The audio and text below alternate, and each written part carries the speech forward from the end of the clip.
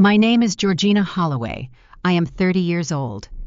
On a humid Tuesday afternoon, I sat hidden in the back corner of a mahogany-paneled conference room in downtown Charleston and watched my own mother hand over a legal document to prove I was dead. My mother, Patricia, sat at the head of the polished table wearing her signature pearls and a black silk dress. Beside her sat my older sister, Caroline, checking her reflection in her phone screen while they waited to claim my late Aunt Virginia's $22 million estate. Patricia slid a notarized family tree across the table to the estate attorney. Next to my printed name, Georgina Holloway, sat a neat black cross. The legend at the bottom read, "Deceased." My mother smiled the practiced, gracious smile of a Southern woman about to secure a fortune. "Legally, she does not exist," she told the attorney. "A tragic accident years ago. We prefer not to dwell on it." Before I tell you what the lawyer pulled out of his briefcase to wipe that smile right off her face, take a second to hit like and subscribe to Blueberry Revenge. Drop a comment telling me your age, where you are watching from, and what time it is there right now. I always love knowing who is riding along with me. 12 years ago, my parents packed my bags and exiled me from our historic Charleston home. I had refused to marry a local judge's son they handpicked to elevate their social standing. They told our neighbors I ran away to ruin myself. They figured I would starve, fail, and come crawling back to beg for forgiveness. They had no idea I spent the last decade working at a fierce probate litigation firm. I learned to read estate law the way my mother read country club seating charts. I spent my 20s untangling messy family trees and watching arrogant heirs lose everything because they thought the law did not apply to them. And my mother certainly did not know what sat inside the brown envelope resting under the attorney's hands. Nathaniel Caldwell, the lawyer, handling the estate, looked down at the falsified family tree. He picked up his pen, tapped it once against the wood, and reached into his leather briefcase. He pulled out a heavy envelope sealed with red wax. "That is fascinating, Mrs. Holloway," he said, his voice dropping to a steady, calm register. "Because under South Carolina law, a deceased person cannot serve as an executor, nor can they inherit $22 million. Patricia frowned, her pearls shifting against her collarbone. "What are you talking about? Virginia's will leaves everything to my husband." Mr. Caldwell broke the wax seal. "Virginia updated her will 3 weeks ago," he said. He slid the final page of the new will across the table. At the bottom, in fresh blue ink, sat a notarized signature. Then he asked, his eyes locking onto my mother's pale face, "Who signed this 3 weeks ago?" Before Patricia could form a single word, I stood up from the shadows in the back of the room. My heels clicked sharp against the hardwood floor as I walked into the light. "Hello, Mother," I said. "I hear I have been a ghost."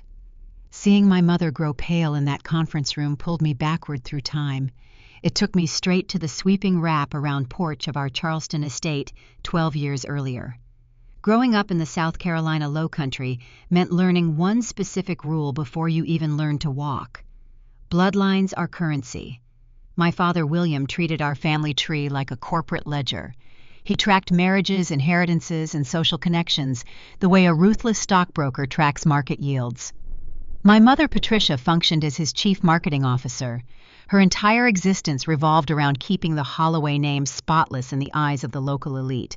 They demanded perfection, and they categorized their children strictly by their potential return on investment.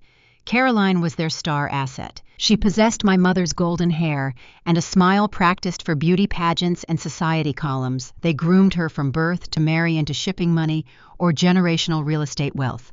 Every dress, every etiquette class, and every social introduction was a calculated move to secure her a high-status husband. I was the liability. I was the defective asset on their pristine balance sheet. I had dark hair, quiet habits, and a frustrating tendency to look past the polite surface of Southern hospitality. Instead of attending cotillions or learning how to arrange a formal dinner table, I spent my time in my late grandfather's old library reading property disputes and historical case law. I asked too many questions about where our family money actually came from and why certain relatives were never mentioned at church functions. The summer I turned 18, the tension in our house reached a breaking point. I needed my father to sign the financial aid documents for my college enrollment. I had earned a partial scholarship to a state school. It was a practical choice meant to secure a steady career. My parents hated practical choices. They wanted prestige or nothing at all. One Tuesday afternoon, I went into my father's study to find those enrollment forms. The room smelled of expensive cigars and polished leather. His heavy mahogany desk sat covered in open folders and scattered mail. I started sifting through the stacks, just looking for my tuition papers. Instead, I found the ledgers for a minor trust account. My late grandfather had set up a modest education trust meant to be divided equally between Caroline and me. He was a practical man who valued education over pageantry, and he wanted to ensure his granddaughters could build independent lives. It was not life-changing wealth, but it was enough to cover 4 years of university for both of us. The bank statements told a very different story. The columns showed a steady drain of funds spanning 3 years. I traced the withdrawal dates line by line.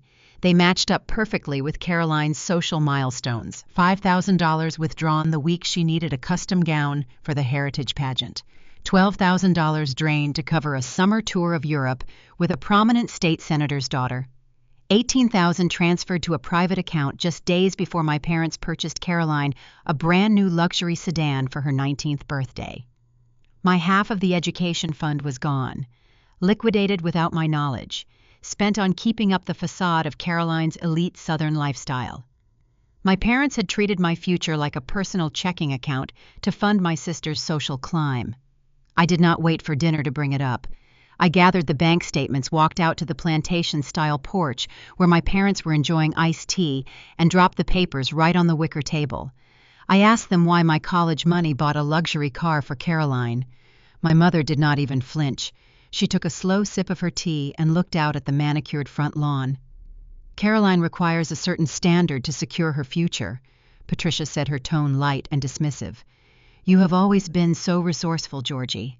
We figured you would find your own way. She spoke as if she had just borrowed a sweater instead of stealing my education. I looked at my father. I demanded he put the money back. I told him it was illegal to drain a designated trust without the beneficiary's consent. I had read enough of my grandfather's old law books to know they had breached their fiduciary duty. I threatened to take the statements to the bank and expose what they had done. William stood up. His face hardened into a mask of pure, cold authority.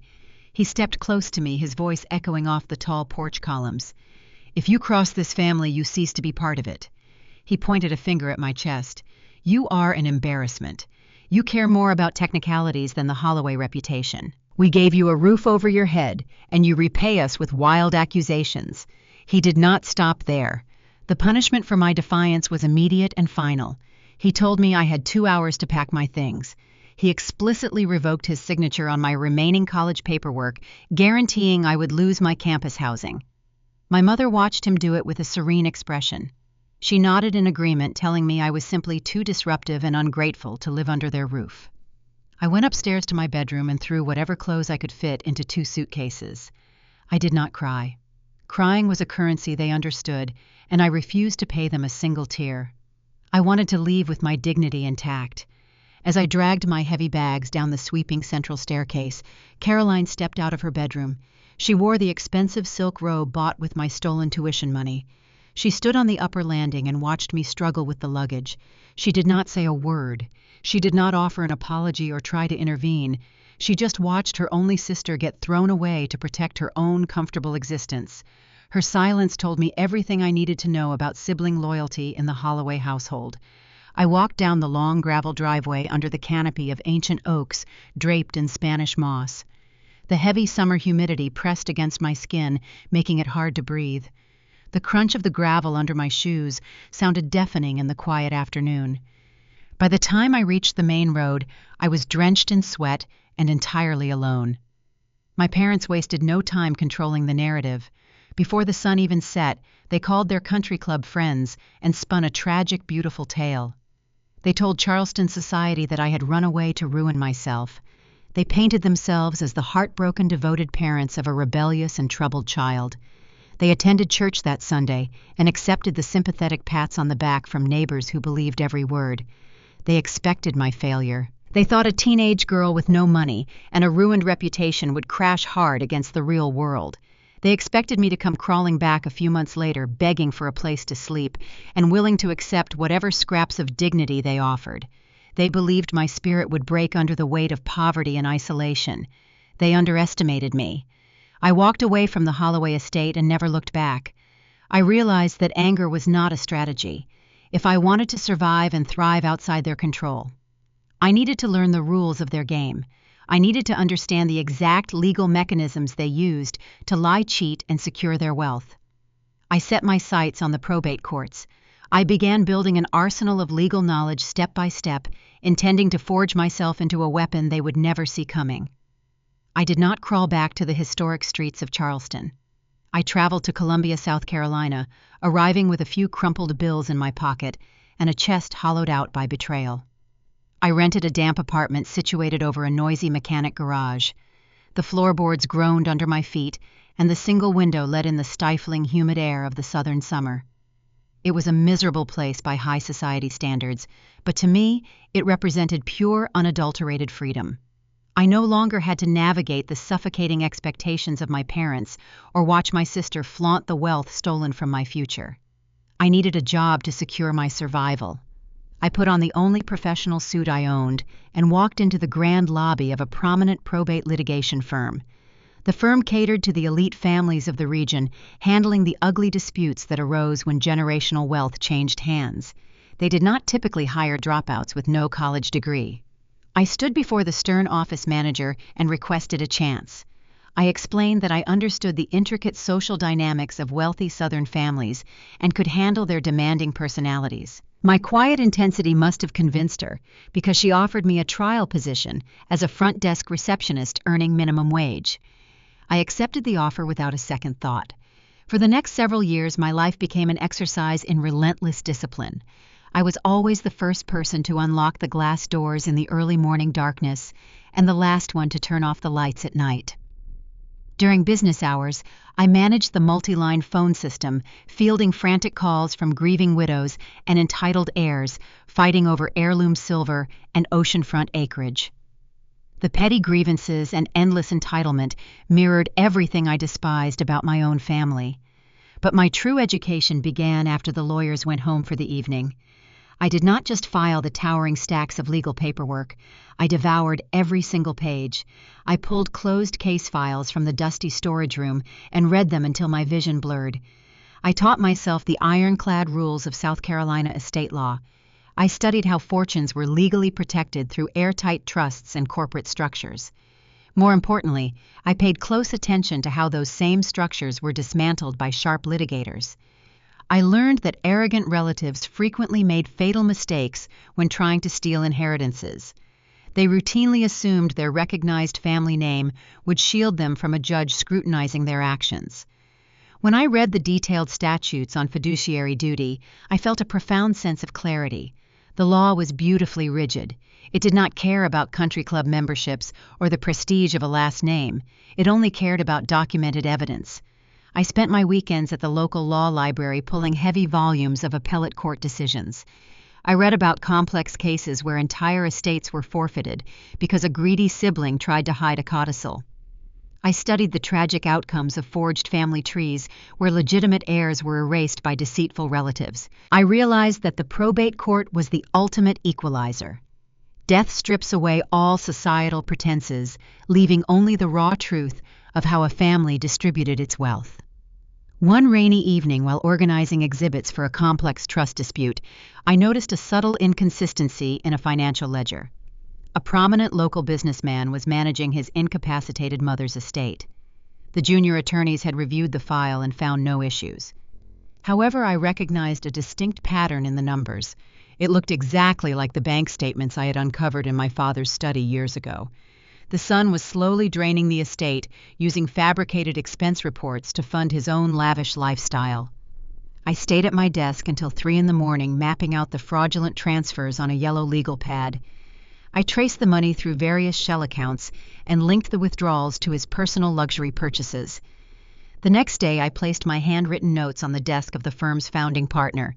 He was a ruthless litigator who rarely acknowledged the support staff.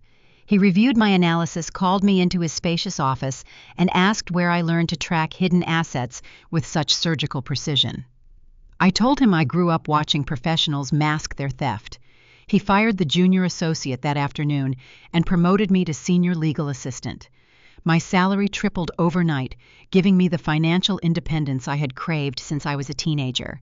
My responsibilities shifted from answering phones to actively investigating financial deception. The founding partner relied on me to prepare his cross-examination strategies. He knew I had an intuitive grasp of family deception.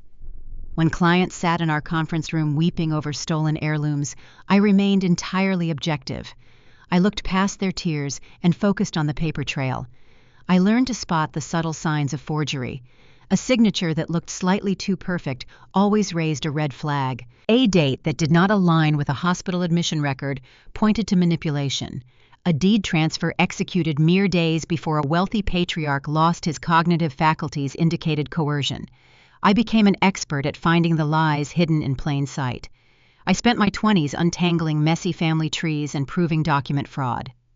I interviewed forensic accountants coordinated with private investigators and tracked down concealed offshore accounts. I frequently sat in the back rows of sweltering courtrooms, watching entitled heirs take the witness stand. They always wore expensive tailored suits and displayed practiced smiles. They assumed their natural charm would outwit the justice system. I watched those same heirs crumble and lose everything when my boss presented the undeniable evidence I had compiled. Witnessing their downfall was a visceral education in consequence. Every time I uncovered a forged signature or a hidden deed transfer, I thought of Patricia and William. I pictured my parents sitting on their sweeping plantation-style porch, drinking iced tea while treating my future like a disposable commodity. Working in the probate trenches taught me a crucial lesson about the judicial system. Lying to a probate court in South Carolina is not merely a frowned-upon social misstep. It is a severe statutory crime. Intentionally falsifying a sworn document carries mandatory jail time and steep financial penalties. The wealthy elite of Charleston often operated under the delusion that their status protected them from these harsh realities. I saw firsthand how quickly a distinguished family could be reduced to bankruptcy and public disgrace once their perjury was exposed on the public record. This knowledge became my armor. I became obsessed with the mechanics of probate fraud. I studied the specific requirements for valid wills, including the necessity of disinterested witnesses and the exact phrasing needed to disinherit a direct descendant. I learned that ambiguity in a legal document was a vulnerability waiting to be exploited. I trained myself to interpret testamentary language with extreme caution. My colleagues considered me a relentless workaholic. I rarely took vacations, and I declined every invitation to the firm's social events. I did not care about office politics or making friends. My motivation ran far deeper than climbing the corporate ladder. Every hour I spent buried in thick legal codes was an investment in my own future. I wanted to ensure that no one could ever strip away my autonomy again. I built a stable, secure life entirely free from my family's oppressive influence. I bought a reliable car and moved into a comfortable townhome. I proved to myself that I did not need the Holloway name or their conditional financial support to thrive. Yet beneath my polished professional exterior, a quiet storm continued to brew. I knew my parents were still living their lavish lifestyle oblivious to the legal predator I had become. They still believed they had won our ancient conflict. They still thought their fabricated narrative of the runaway daughter was the final word on my existence. Caroline was likely still attending high society galas, wearing dresses funded by my stolen education trust. The injustice of it remained a silent, heavy weight in my chest. I did not actively seek them out or plot a direct attack. My daily work taught me that greedy people eventually orchestrate their own downfall. Greed makes people impatient, and impatience breeds fatal legal errors. I knew my parents viewed the law as a mere suggestion meant for lesser people. That hubris would eventually be their undoing. I was silently forging myself into a weapon, holding my breath in the shadows. I lived my life with patient discipline, waiting for the inevitable day the Holloway family's insatiable appetite for wealth would cross paths with my razor-sharp expertise. I just needed the right opportunity to present itself. I knew their desire to maintain their fading aristocratic image would drive them to cross a legal line they could not uncross. That opportunity arrived 5 years into my exile on a humid afternoon in the form of a confidential letter resting on my desk. 5 years into my exile, a heavy cream-colored envelope arrived on my desk at the litigation firm. The courier required my direct signature before handing it over. It carried no return address, but the postal stamp originated from the coastal town of Kiowa Island. I slid a letter opener through the thick paper and pulled out the contents. The envelope contained 2 items. The first was a prepaid flight voucher for a private charter plane departing Columbia that evening. The second was a short handwritten note on customized stationery. The elegant, sharp script belonged to Virginia Holloway. She was my father's older sister and the undisputed matriarch of our extended family. I had not seen my aunt since I was a young teenager. Virginia was a fiercely independent woman who had always been a thorn in my parents' side. While my father obsessed over country club politics and social standing, Virginia focused entirely on acquiring assets. She owned the vast majority of the original Holloway land, holding thousands of acres of prime coastal real estate. Over the decades, she had parlayed that land into a staggering stock portfolio. She possessed the kind of quiet generational wealth that commanded respect from bank presidents and local politicians alike. My parents despised her. They hated her because her wealth eclipsed theirs, and more importantly, because they could never control her. She refused to fund my father's failing business ventures and openly mocked my mother's obsession with high society galas. Yet behind closed doors, my parents eagerly awaited her death. They salivated over the prospect of inheriting her coastal empire. Virginia was the ultimate prize, and they played the role of devoted family members whenever she visited, enduring her sharp tongue, just to keep their place in her eventual will. I looked down at the brief note resting on my desk. "I hear you are causing trouble in probate courts. Let us talk." I did not hesitate. I requested 2 days of personal leave from my managing partner, packed a small overnight bag, and drove to the private airfield on the outskirts of Columbia. The twin-engine charter plane carried me over the dark, sprawling expanse of the South Carolina low country. Below me, the winding rivers and marshlands reflected the moonlight. I watched the landscape shift from dense pine forests to the sprawling barrier islands of the Atlantic coast. I wondered how Virginia knew about my career. I had kept a very low profile, building my reputation in the background of messy courtroom battles. Clearly, the eccentric old woman paid close attention to the shadows. A sleek black car waited for me on the tarmac. The driver took me down a winding private road flanked by ancient live oaks draped in Spanish moss. We arrived at Virginia's oceanfront estate just as a storm began brewing over the Atlantic. The house was a formidable structure of stone and dark wood perched high above the crashing waves. It looked less like a vacation home and more like a fortress.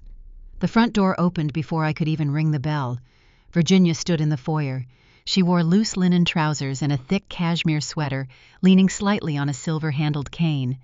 Age had thinned her frame, but her eyes retained the same fierce, unyielding spark I remembered from my childhood. She did not offer a hug. She did not pretend this was a joyful family reunion. She simply turned and motioned for me to follow her down a long hallway lined with maritime oil paintings. We entered a dimly lit study facing the ocean.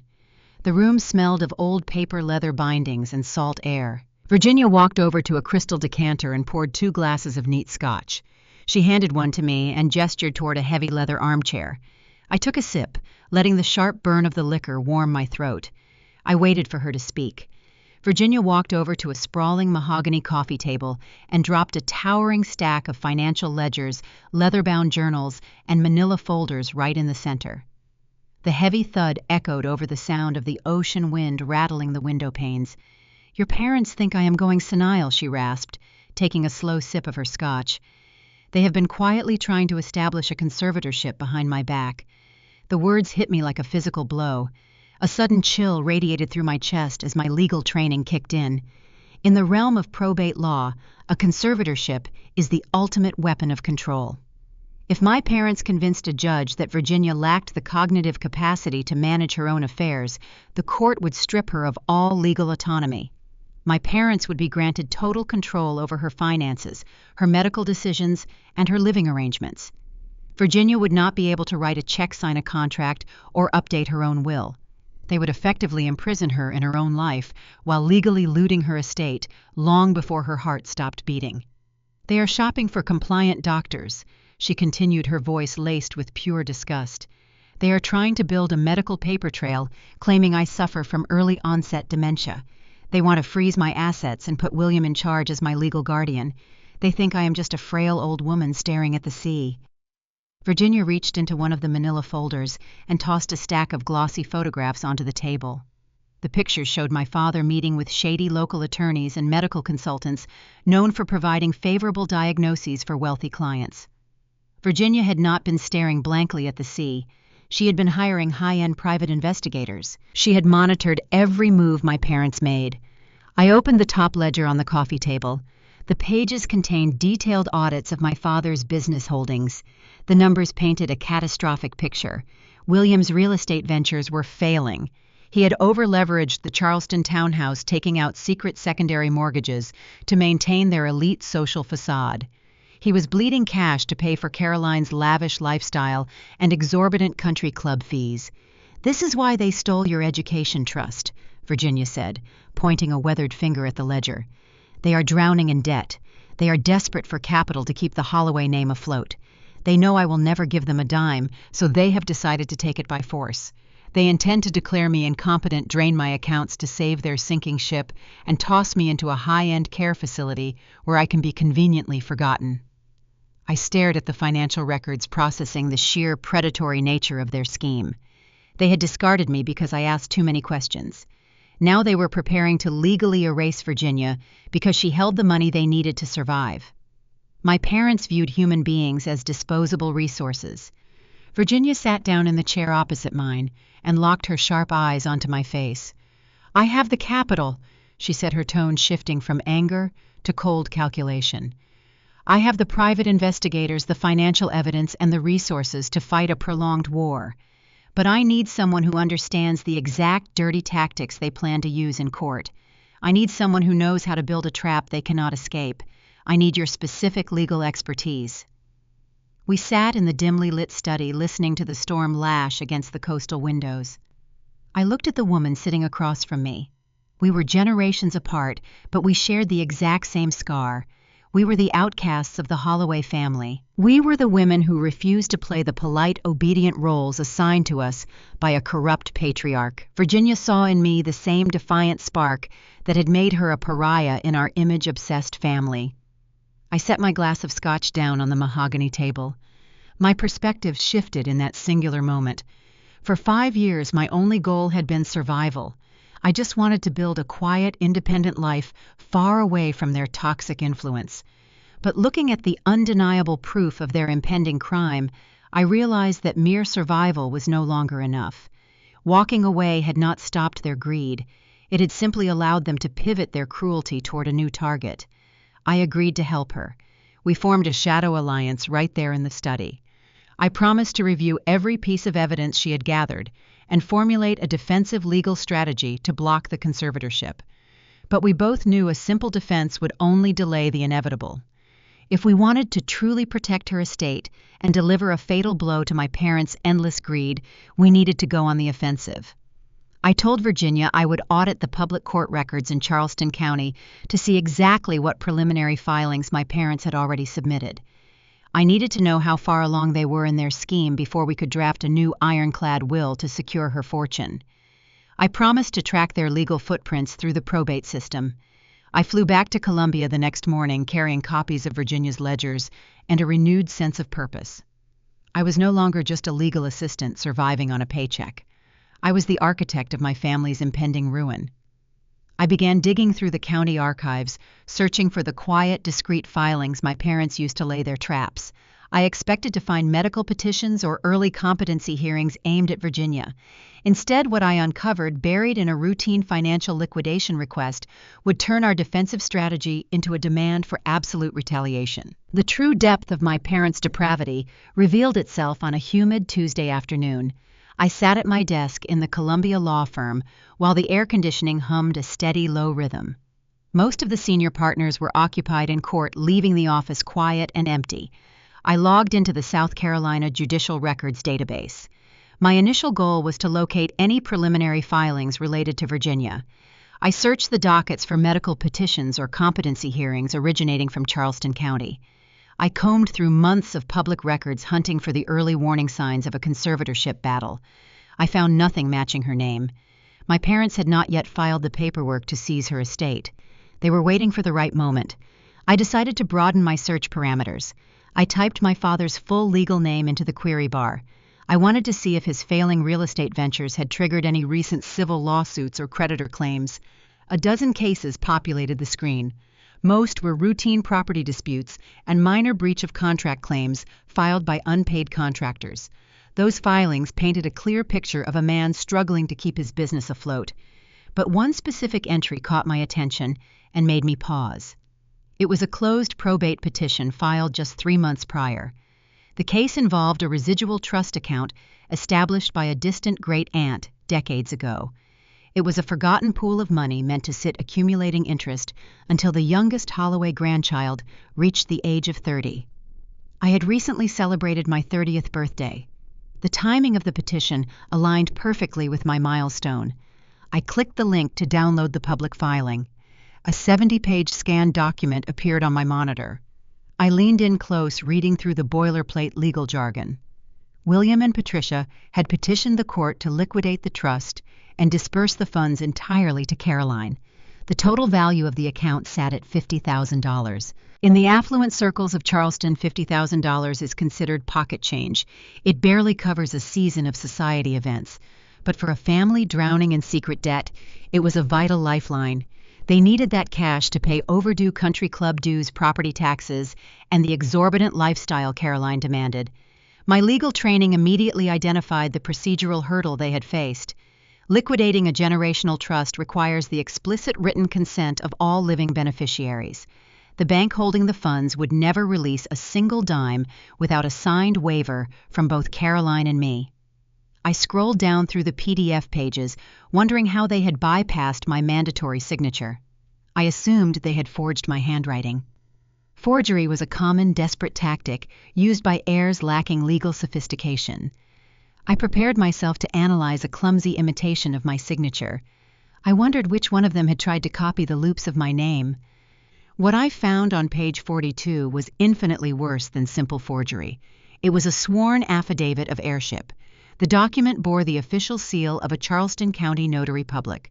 Patricia had signed her name at the bottom in her flowing, elegant script. Attached to the affidavit was a printed genealogical chart outlining the descending branches of our family tree. My eyes traced the familiar names down the page. I saw William. I saw Patricia. I saw Caroline. Then I looked at the space where my own name belonged.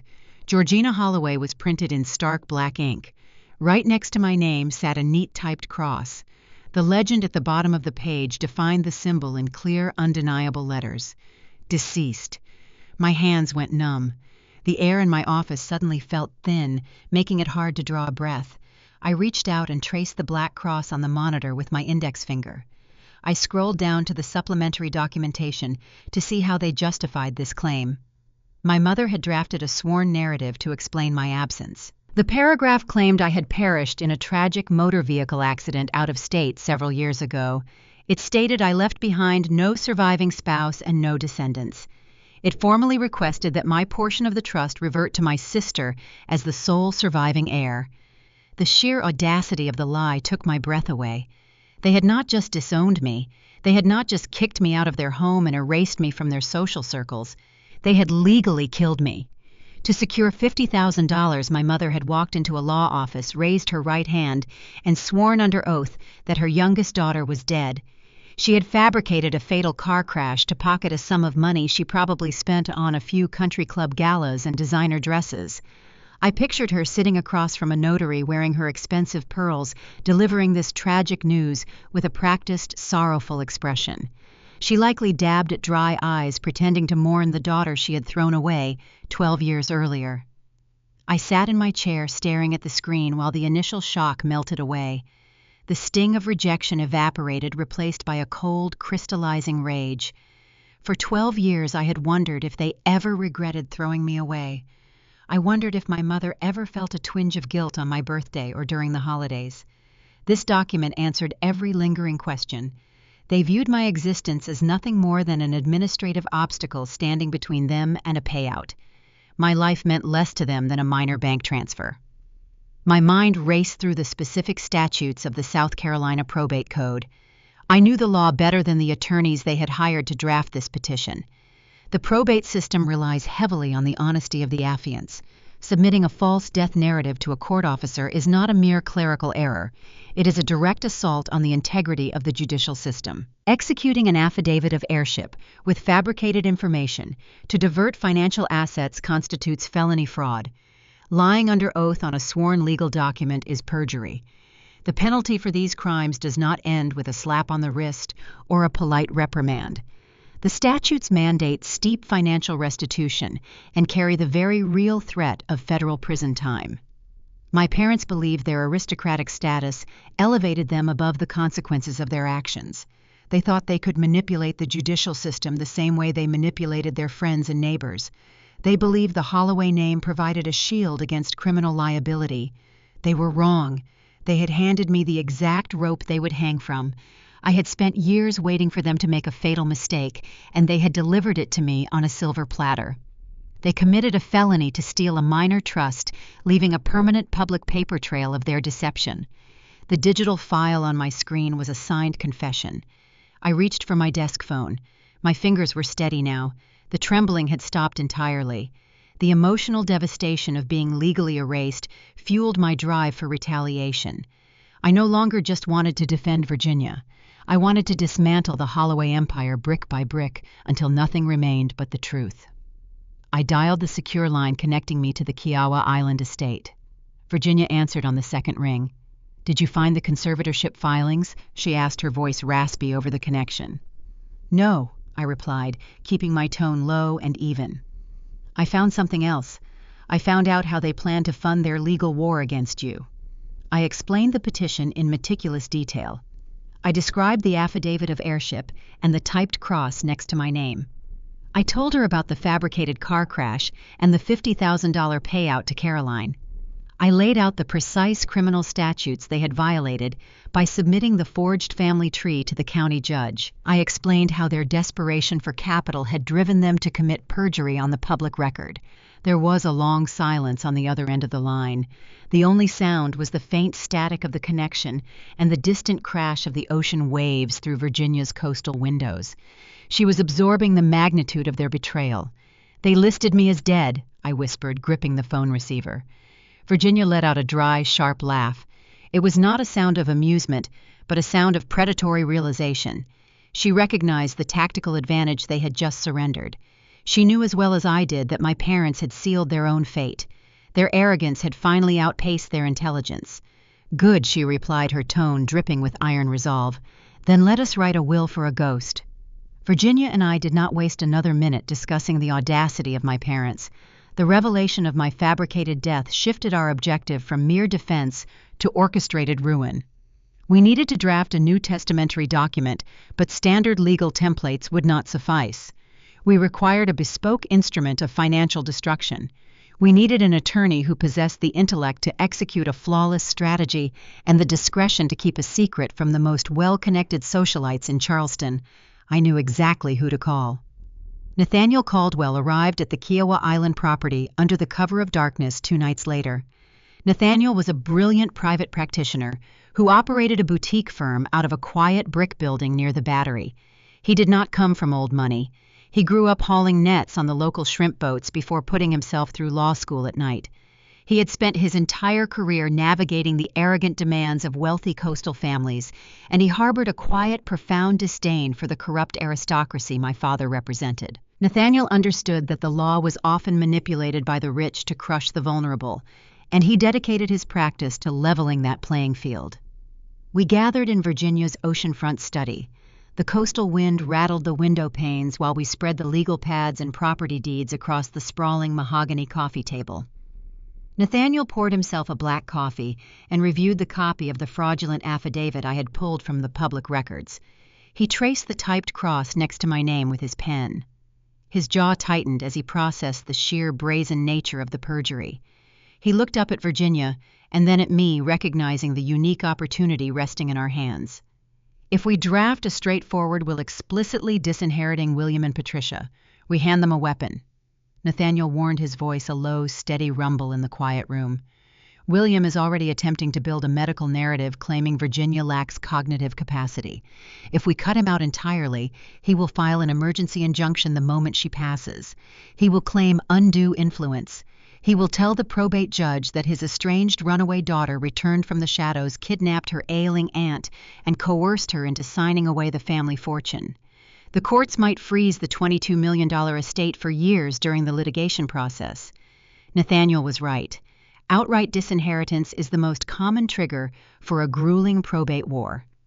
Juries in the South often sympathize with an eldest son who claims he was unjustly removed from his rightful legacy.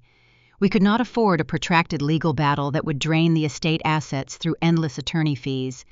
We needed a strategy that would force my parents to defeat themselves. I leaned forward and outlined the concept of a conditional inheritance. We would use my parents' endless greed to set a lethal trap. I proposed inserting a specific clause into the testamentary framework designed to target their primary weakness. We would not explicitly remove William from the document. Instead, we would provide him with a seemingly standard pathway to claim the estate provided he met one singular non-negotiable requirement. We included a poison pill provision. The clause stipulated that before any distribution of assets could occur, the primary claimant must submit a sworn, accurate, and comprehensive genealogical record to the probate court under penalty of perjury. The document explicitly demanded the verified living status of all direct descendants of the Holloway line. If any claimant knowingly submitted fraudulent demographic information or concealed the existence of a living heir, they would immediately forfeit any and all claims to the estate. Furthermore, the clause legally authorized the estate attorney to forward any falsified submissions directly to the district attorney for criminal prosecution. It was a flawless legal checkmate. We were presenting my father with an impossible choice. He could choose to submit a truthful family tree acknowledging that I was alive and well. However, if he did that, he would expose his prior felony regarding the $50,000 trust. He would have to admit to a judge that he and Patricia had previously committed perjury to steal my education fund. Alternatively, he could choose to submit the false family tree again, maintaining the lucrative lie that I was dead. If he chose to lie, he would trigger the poison pill. He would instantly forfeit his right to inherit the $22 million, and he would hand Nathaniel the exact documentation needed to refer him for federal prosecution. We knew my parents would choose the lie. Their arrogance would blind them to the danger.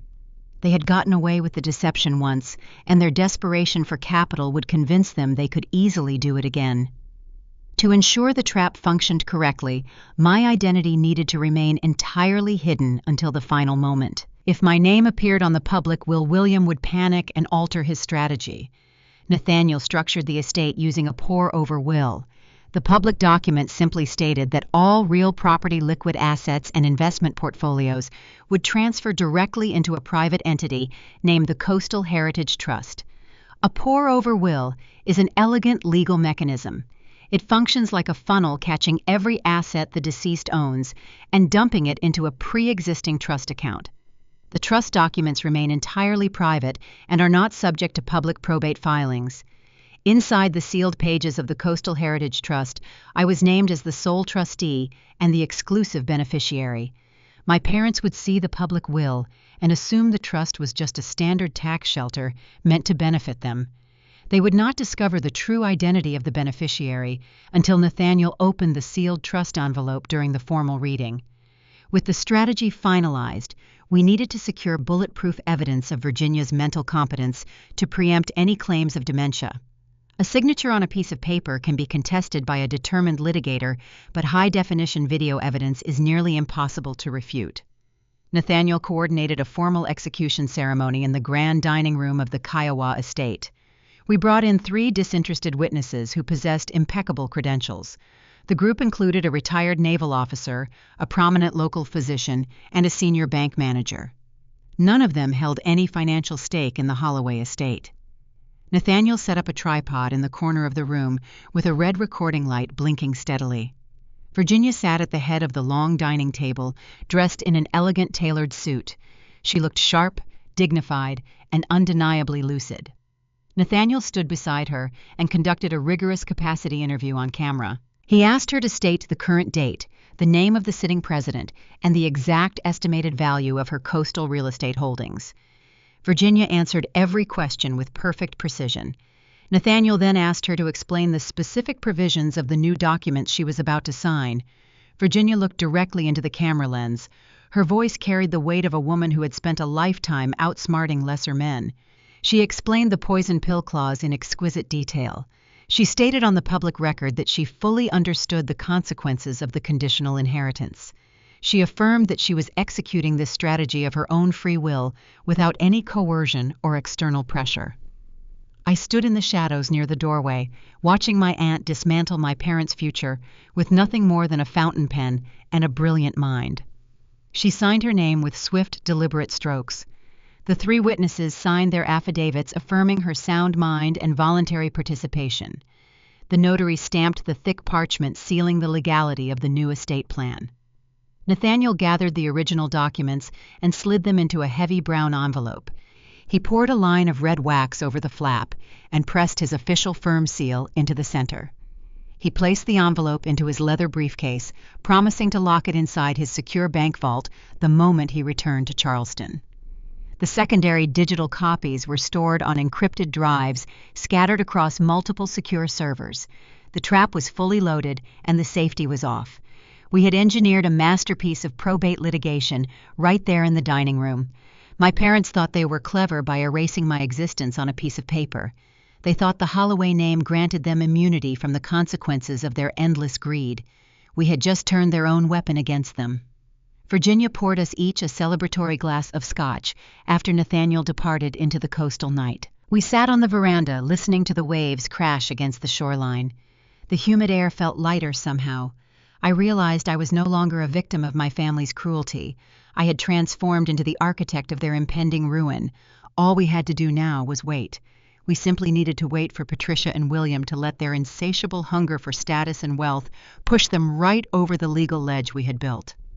Aunt Virginia passed away quietly on a Tuesday evening while sitting in her favorite leather armchair, looking out over the dark expanse of the Atlantic Ocean. Her housekeeper found her the following morning, holding a half-empty glass of scotch and a small framed photograph of our shared coastal sunset. Losing her delivered a devastating hollow blow to my chest. Virginia was the only member of the Holloway dynasty who had ever truly seen me. She recognized my sharp edges and did not ask me to smooth them out for polite society. She provided the fierce maternal presence my own mother had always withheld. I wanted to weep openly and mourn the loss of my formidable ally. I wanted to break down in the quiet solitude of her Kiowa estate and process the immense grief pooling in my throat. I did not have the luxury of grieving openly. The moment the medical examiner signed the death certificate, the carefully constructed trap we had built engaged its primary gears. If I showed my face in Charleston or displayed any public connection to Virginia, my parents would immediately suspect foul play. They would dig into the recent timeline and uncover the secret meetings with Nathaniel Caldwell. My grief had to remain a private, hidden thing, locked away behind the necessary facade of a vanished outcast. I stayed in Columbia executing the operational directives we had laid out in her final days. The moment the news of Virginia's passing hit the local Charleston papers, the Holloway machine sprang into frantic, eager action. Within 24 hours of her body being transported to the funeral home, Patricia and William began making their calculated moves. They did not pause to respect the mourning period. They viewed her death not as a tragedy, but as a long-awaited business acquisition. I monitored their relentless activities through daily encrypted phone updates with Nathaniel. Nathaniel informed me that William had already contacted 3 prominent commercial real estate agents regarding the rapid sale of the Kiowa Island property. My father was desperately trying to secure preliminary appraisals on the oceanfront acreage. He planned to leverage those appraisals to secure bridge loans from local banks, ensuring his failing business ventures stayed afloat until the probate cleared. Patricia began calling local antique dealers, attempting to quietly arrange the off-the-book sale of Virginia's valuable art collection and heirloom silver. My parents were treating a $22 million estate like an abandoned storage locker, ripe for the looting. Caroline engaged in her own brand of sickening theater. She posted a tearful, highly edited photograph on her social media accounts depicting her looking mournfully at a bouquet of white lilies. The lengthy caption detailed her profound heartbreak over the loss of her beloved aunt, describing their deep, unbreakable bond. Caroline had not stepped foot on the Kiowa property in over a decade.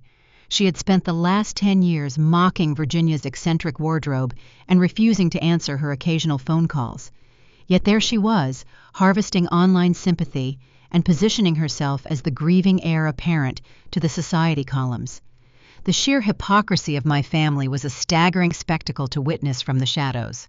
My parents' aggressive push to claim the assets escalated quickly.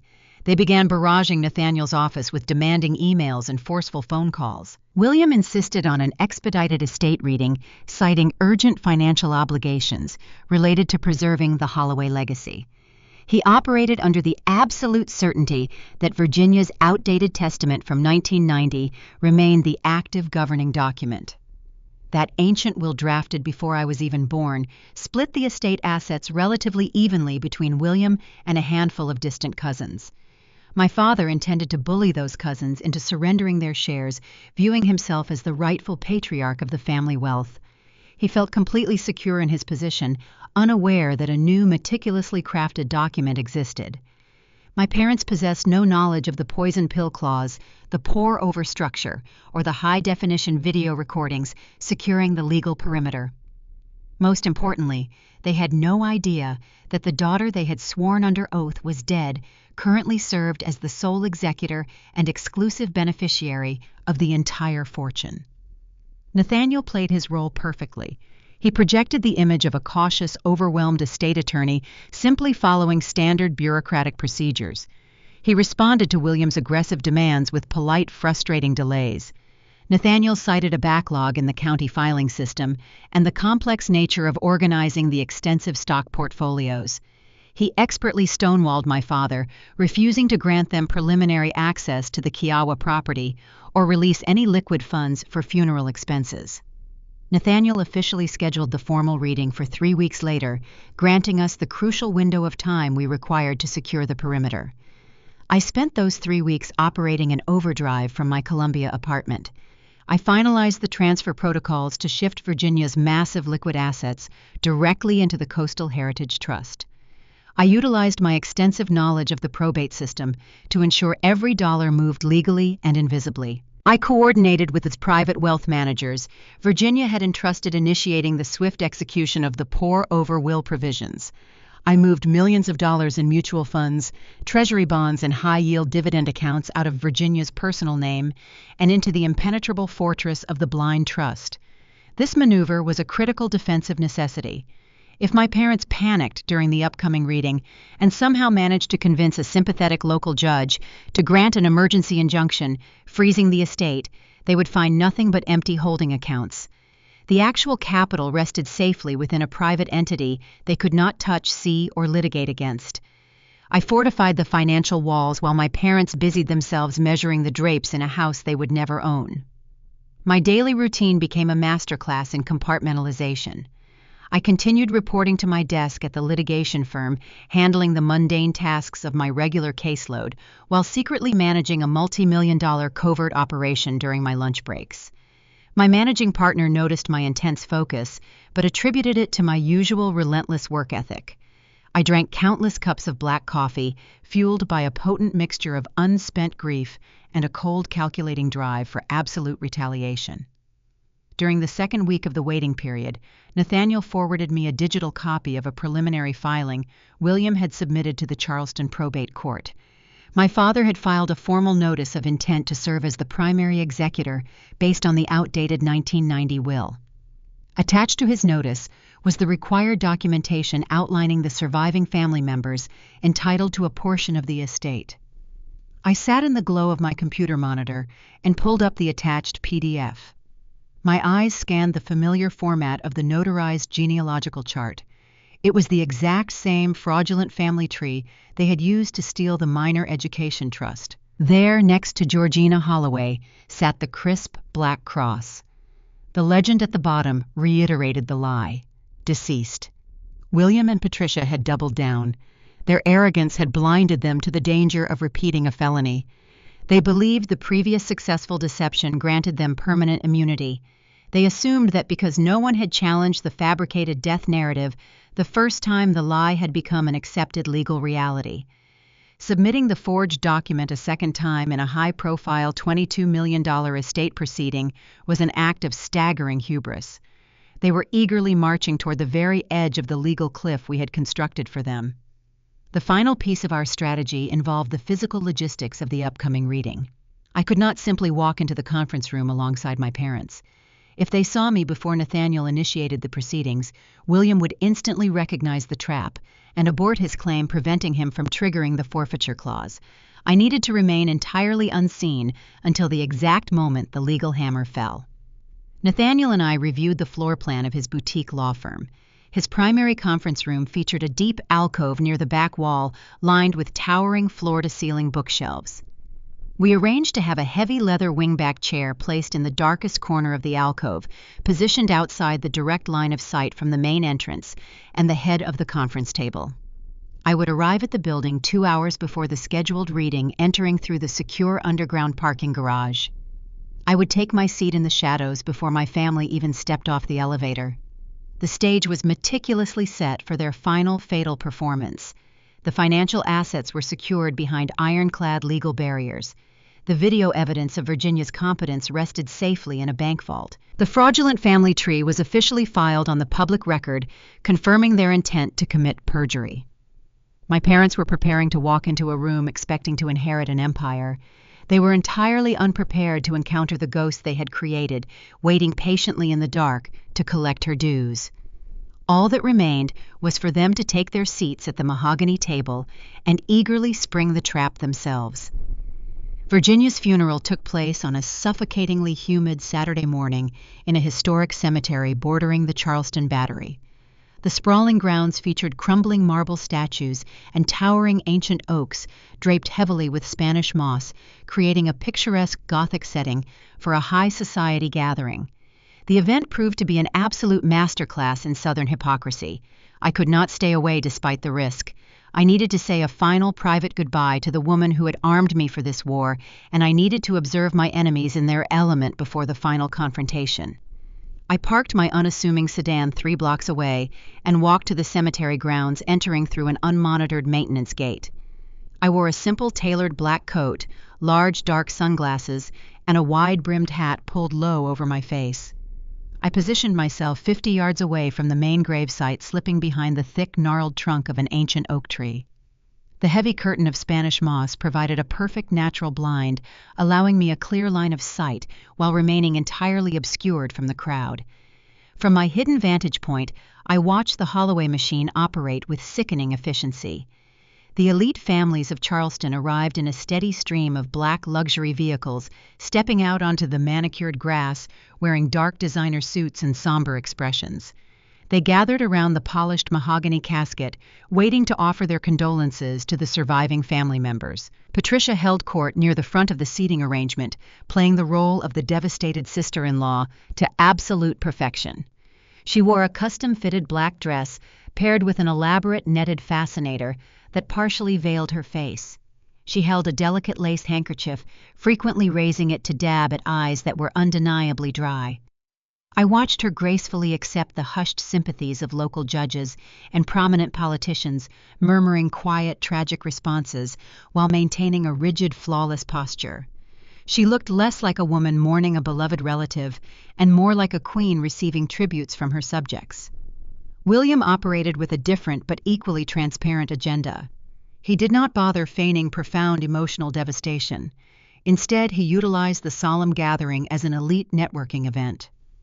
I watched him shake hands with a group of senior investment bankers standing near the edge of the burial plot. The coastal breeze carried snippets of his arrogant, booming voice across the lawn. I heard him casually mention an upcoming capital expansion and the imminent restructuring of his real estate portfolio. My father was actively selling the illusion of his impending inheritance right there on the consecrated ground. He sought to reassure his anxious creditors and impress potential new investors by loudly implying he was merely days away from controlling a $22 million infusion of fresh capital. He leveraged his dead sister's fortune to prop up his failing reputation before the dirt even hit the casket. Caroline stood slightly apart from the main group, leaning against an ornate marble mausoleum. She wore a dark sleeveless dress, clearly chosen to highlight her figure rather than convey respect. She scrolled incessantly on her smartphone, occasionally pausing to complain to a nearby bridesmaid. I could clearly see her irritated expressions as she fanned herself, complaining that the oppressive morning humidity was ruining her expensive blowout.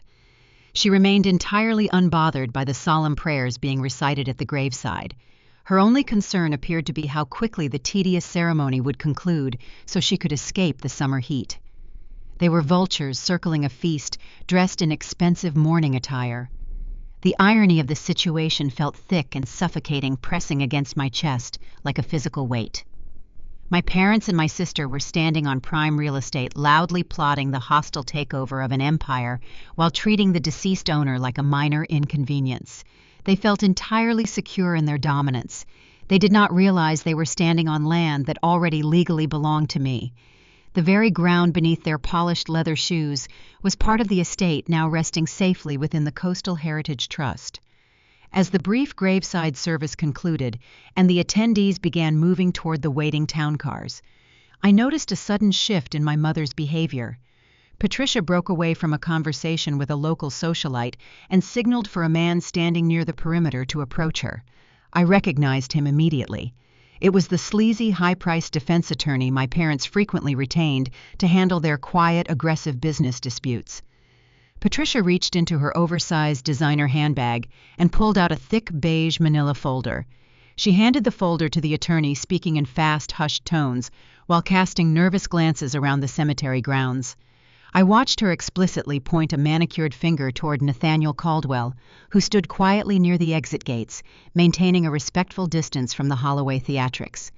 My mother was finalizing the logistical delivery of their fraudulent paperwork. She was instructing her personal attorney on exactly how to present the fabricated family tree and the forged death narrative to the estate executor. She was ensuring all the pieces of their perjury were perfectly aligned before the formal reading. I pulled my smartphone from my coat pocket, ensuring the flash and shutter sounds were disabled. I zoomed the camera lens past the hanging moss, focusing directly on the exchange occurring between my mother and her lawyer. I snapped 3 clear, high-resolution photographs, capturing the exact moment Patricia handed over the beige folder. The images provided a definitive digital timestamp of their active conspiracy. It was undeniable visual proof that my mother was orchestrating the submission of the forged documents on the very day of the funeral. The crowd slowly dispersed, leaving only the cemetery workers preparing to lower the casket into the earth. William placed a proprietary hand on the small of Patricia's back, guiding her toward their waiting driver. Caroline followed closely behind, checking her makeup in her phone screen one last time. They looked triumphant, energized by the prospect of their imminent payday. They believed they had successfully navigated the final hurdle standing between them and absolute financial salvation. I remained hidden behind the massive oak tree until the last black luxury car disappeared down the winding gravel exit road. I stepped out from the shadows and walked slowly toward the gravesite. The workers respectfully stepped back, allowing me a moment of quiet solitude. I looked down at the polished mahogany wood resting deep in the earth. I did not carry a lace handkerchief or wear a custom fascinator. I simply stood in the quiet coastal heat, holding a profound sense of gratitude and a cold, burning resolve. I silently thanked Virginia for her fierce protection and her brilliant strategic mind. I promised her that the trap we had built together would hold. I swore that the people who had treated her life as a disposable asset would face the full, devastating weight of the law we had weaponized against them. I turned and walked away from the cemetery, my heels crunching softly against the gravel path. The humid air no longer felt oppressive. It felt charged with electric anticipation. The waiting period was officially over. The pieces were moving into their final positions, and the legal battlefield was fully prepared. The next time the Holloway family saw my face, I would not be hiding behind a tree observing their cruelty from the shadows. I would be sitting at the head of a mahogany conference table, holding the keys to their destruction. The air inside Nathaniel Caldwell's boutique law firm felt thick and heavy with suppressed anticipation. 3 weeks had passed since Virginia's funeral, and the mandated waiting period had finally expired. The formal estate reading was scheduled for 2 in the afternoon on a sweltering Charleston Thursday. I arrived at the building shortly before noon, entering through the private underground loading dock to avoid any chance encounters in the main lobby. Nathaniel's paralegal guided me directly into the primary conference room, and I took my predetermined seat in the deep alcove near the back wall. The heavy leather wingback chair swallowed me completely. Towering floor-to-ceiling bookshelves flanked the alcove, casting a dense shadow over my position. From this vantage point, I held a clear, unobstructed view of the sprawling mahogany conference table and the main entrance doors, but anyone entering the room would only see the dark spines of antique law volumes unless they specifically walked into the corner and looked down. I wore a sharp, tailored navy suit, my hair pulled back into a severe, practical bun. I sat in absolute silence, controlling my breathing and waiting for the final act to begin.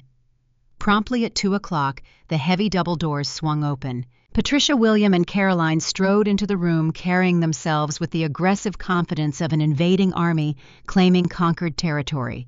They practically vibrated with undisguised greed. Patricia wore a pristine white linen suit, projecting an image of fresh beginnings and renewed wealth. William marched to the head of the table, unbuttoning his suit jacket and claiming the dominant seat nearest the windows. Caroline took the chair beside her mother, immediately placing her designer handbag on the table and checking her appearance in her phone screen. None of them glanced toward the shadowed alcove in the back of the room. They were entirely focused on the empty chair, sitting at the opposite end of the mahogany table, waiting for the estate attorney to arrive and hand them the keys to the kingdom. A few moments later, Nathaniel Caldwell entered the room, carrying a sleek leather briefcase. He moved with deliberate, measured steps, projecting the calm, neutral authority required of an officer of the court. He did not look toward my hidden corner. He maintained strict professional distance, focusing entirely on the 3 eager faces waiting for him. Nathaniel set his briefcase down on the table, took his seat, and folded his hands carefully in front of him.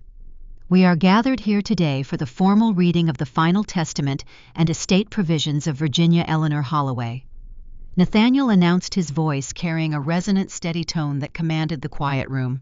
Patricia did not even allow him to finish his introductory remarks. She leaned forward, resting her forearms on the polished wood, and immediately interrupted the proceedings. "Nathaniel, let us dispense with the prolonged formalities and expedite this process." Patricia said, her voice dripping with artificial sweetness, masking a sharp, demanding edge. "We all are fully aware of the provisions outlined in the 1990 testament.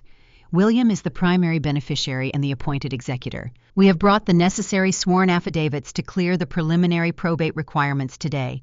We need to secure the release of the liquid assets immediately to cover the extensive funeral costs and begin the property assessments." She reached into her pristine white handbag and pulled out a thick beige manila folder. I recognized it instantly.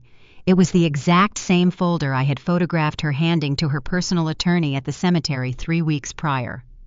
Patricia slid the heavy envelope across the smooth mahogany surface, stopping right in front of Nathaniel.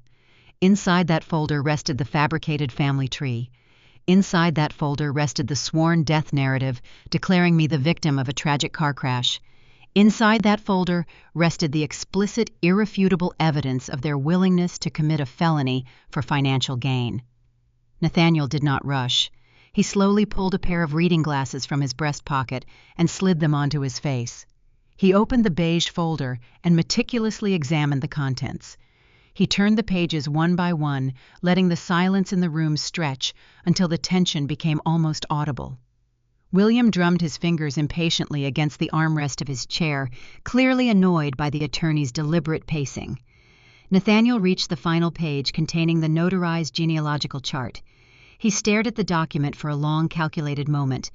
Then he looked up over the rim of his glasses, locking his eyes directly onto my father. "Mr. Holloway." Nathaniel began, his tone shifting from polite neutrality to a sharp legal precision. As the presiding officer of this estate, I must verify the documentation you are submitting to the probate court today. Do you swear under penalty of perjury in the state of South Carolina that this genealogical record is entirely accurate and comprehensive? The question hung in the quiet room, carrying the immense weight of state law. Nathaniel was offering them one final chance to step back from the ledge. He was clearly signaling the severe legal consequences attached to the document resting under his hand. Any reasonable person possessing a shred of caution would have hesitated recognizing the formal warning embedded in the attorney's words. My parents possessed no caution. Their arrogant belief in their own invincibility blinded them to the obvious trap. They assumed Nathaniel was simply performing a tedious bureaucratic ritual required to process the paperwork. Absolutely, William stated without a single second of hesitation. He leaned back in his chair, crossing his legs with arrogant, aggressive confidence. It is a complete and factual representation of the surviving Holloway line. We engaged a notary public to certify the signatures last week. Everything is perfectly in order, Caldwell. Now, if we can move past the clerical work, I have a team of commercial contractors waiting for authorization to access the Kiowa property. The trap had just snapped shut with a deafening legal finality. The mechanism we had engineered in Virginia's dining room was now fully engaged. By verbally affirming the contents of the forged document in front of the estate attorney and officially submitting the paperwork to clear probate. William and Patricia had crossed the irrevocable threshold. They had officially committed perjury on the public record. They had executed a conspiracy to defraud an estate. They had willfully submitted falsified documents to a court officer in an attempt to secure a $22 million financial gain. I sat frozen in the shadows of the alcove, my heart hammering a relentless rhythm against my ribs. I had spent 12 years wondering if my parents possessed a fundamental limit to their cruelty. I wondered if they would eventually draw a line they refused to cross to protect their own flesh and blood. Hearing my father confidently declare his fraudulent family tree accurate while sitting mere feet away from the daughter he had erased provided a definitive, chilling answer. They possessed no limits. Their greed was a bottomless void. Nathaniel slowly closed the beige folder and rested his hands flat against the cover. He did not immediately respond to William's demand regarding the contractors. He let the silence stretch again, forcing my parents to sit in the quiet, uncomfortable aftermath of their own lie. Caroline, oblivious to the legal gravity of the moment, let out a loud, exasperated sigh. "Mr. Caldwell, really," she complained, picking up her designer handbag and checking her watch. "My father just confirmed the paperwork. We are the only heirs left. Can we please just sign the asset release forms so I can get back to my wedding planner? The caterers need a deposit by 5 o'clock, and we need access to the trust accounts." Her petulant demand highlighted the sickening reality of the situation. Caroline was sitting in a room discussing her dead aunt's fortune, complaining about catering deposits for a lavish wedding funded by money she assumed was secured by my fabricated death. She was entirely complicit in the entitlement thriving off the fraudulent foundation my parents had built for her. Nathaniel finally removed his glasses and placed them carefully next to the folder. He looked at Caroline and then shifted his gaze back to my mother. His expression remained entirely unreadable, devoid of any emotion or sympathy.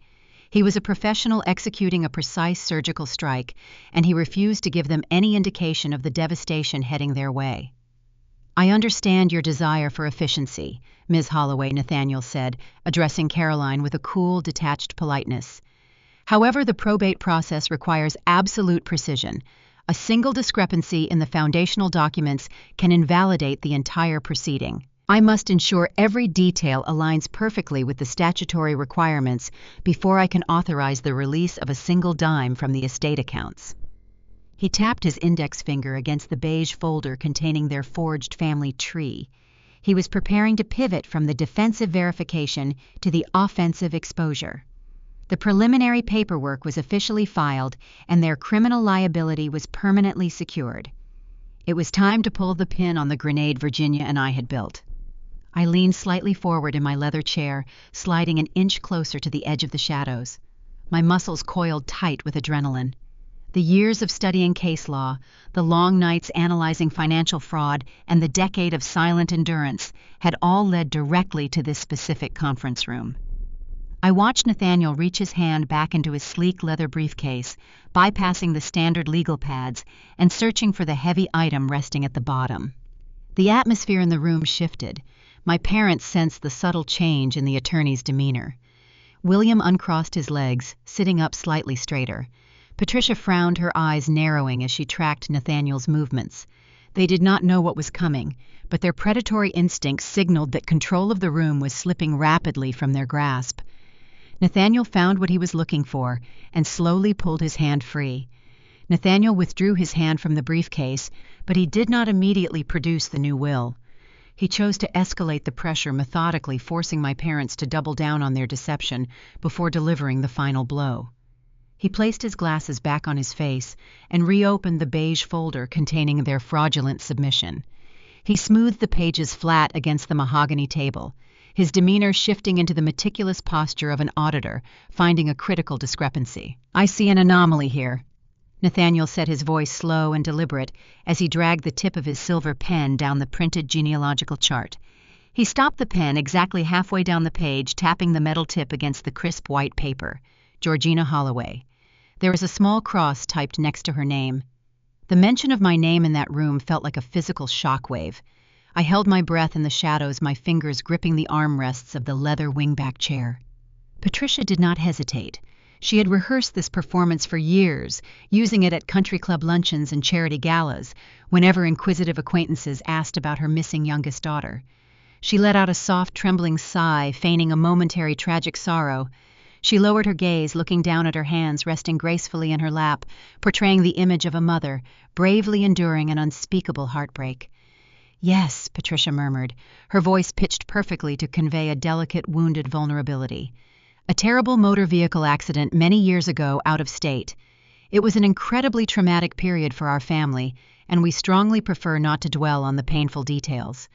She paused, letting the practiced lie settle over the conference table before pivoting smoothly back to the financial objective. "Legally, she does not exist."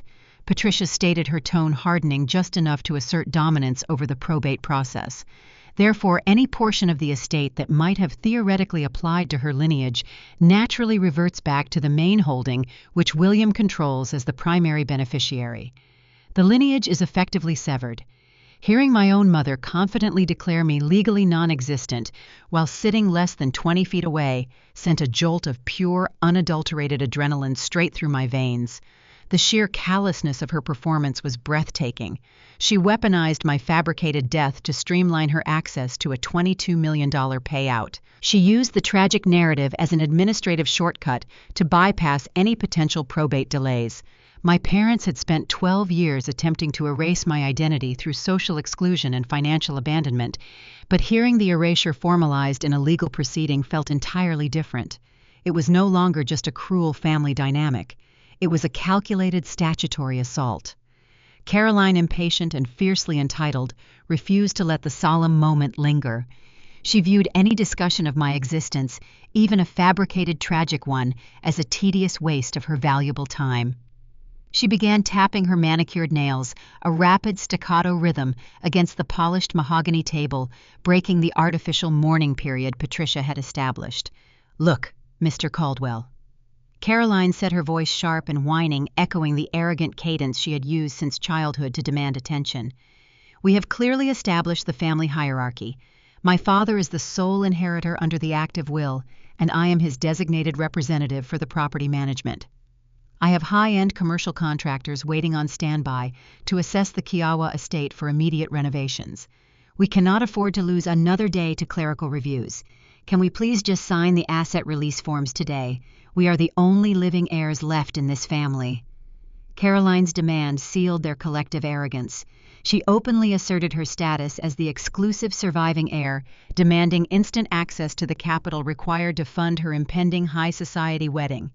She operated under the absolute delusion that the Holloway name granted her immunity from the strict procedural demands of the judicial system. She believed the estate attorney functioned as a mere servant, meant to rubber stamp their desires and disperse the funds on command. They possessed absolutely no idea that in the state of South Carolina, intentionally lying about the existence of a direct heir to redirect estate funds constitutes a severe criminal conspiracy to defraud. Probate courts in the coastal jurisdictions operate with extreme prejudice against individuals who attempt to manipulate family trees. The historical legacy of wealthy families trying to disinherit unwanted children led the state legislature to enact ironclad penalties for genealogical forgery. Filing a false death narrative to consolidate an inheritance is considered a direct attack on the integrity of the court itself. My parents and my sister were casually demanding the execution of a felony while complaining about scheduling conflicts with their renovation contractors. Nathaniel did not react to Caroline's petulant outburst. He ignored her tapping nails and her demanding tone, keeping his focus entirely directed at my mother. He needed one final explicit confirmation of their perjury to ensure the trap was legally inescapable. He looked up from the forged family tree, his eyes locking onto Patricia with a cold, piercing intensity. "You have provided a formally notarized death certificate alongside this genealogical tree," Mrs. Holloway Nathaniel asked, emphasizing the legal weight of the required documentation.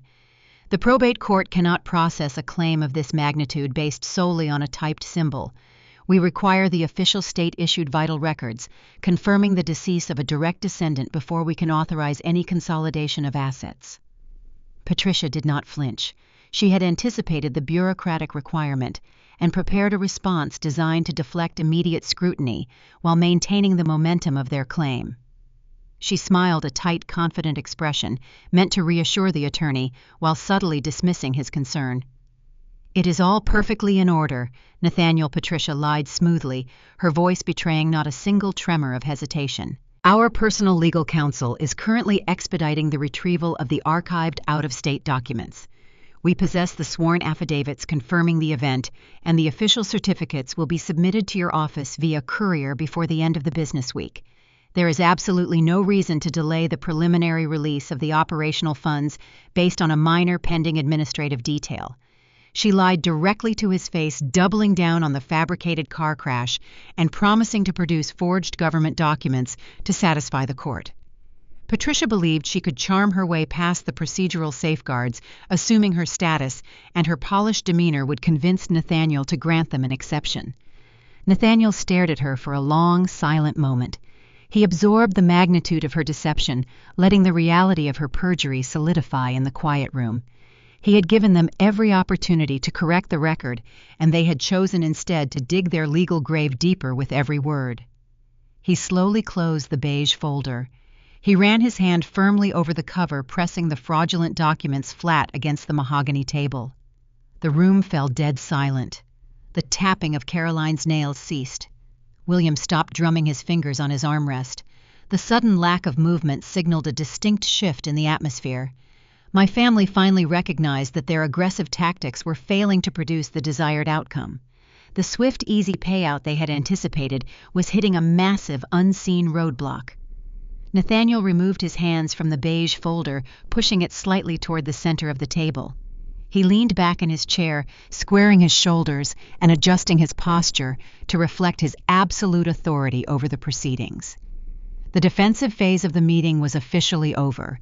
The verification was complete, and the criminal liability was permanently secured on the record. I felt my heart rate slow, stabilizing into a cold, steady rhythm. The years of studying case law, running hypothetical scenarios, and mastering the intricate rules of probate litigation culminated in this precise moment. The weapon I had forged in the shadows was fully loaded. My family had confidently walked directly into the center of the kill zone and handed us the trigger. Nathaniel looked past Patricia, past Caroline, and finally rested his gaze on my father sitting at the head of the table. The time for polite warnings had expired.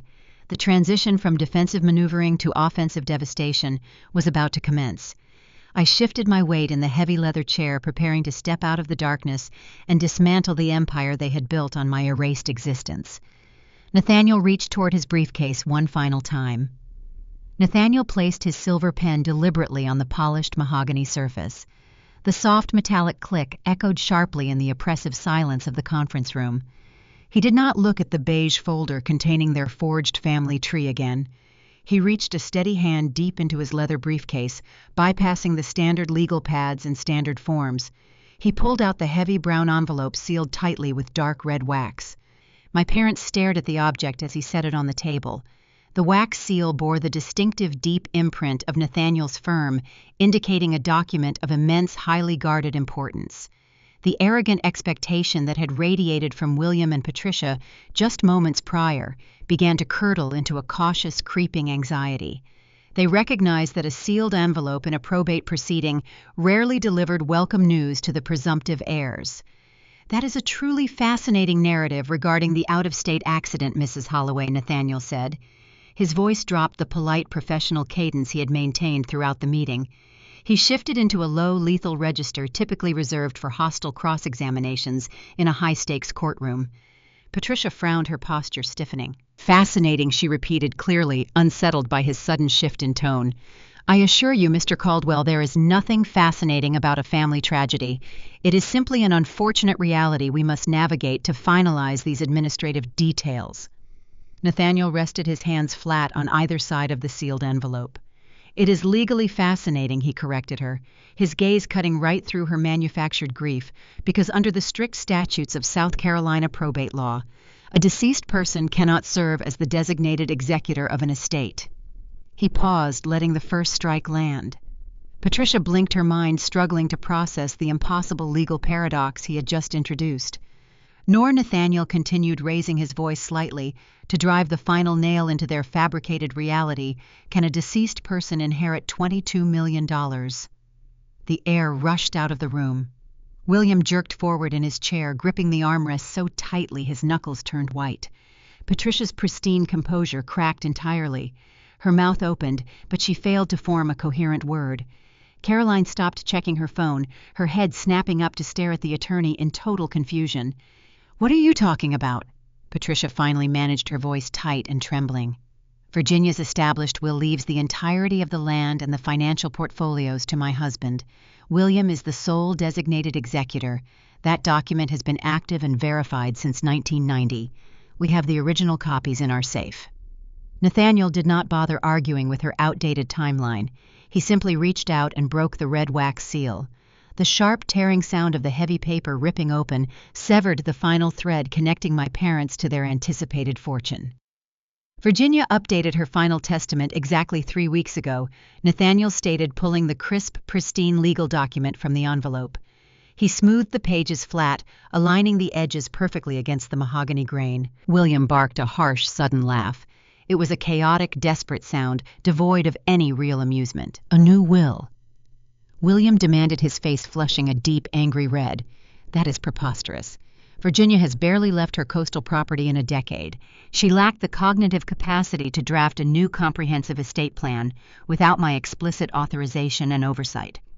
If a new document exists, it is clearly the result of undue influence by a predatory third party, and we will litigate it into the ground."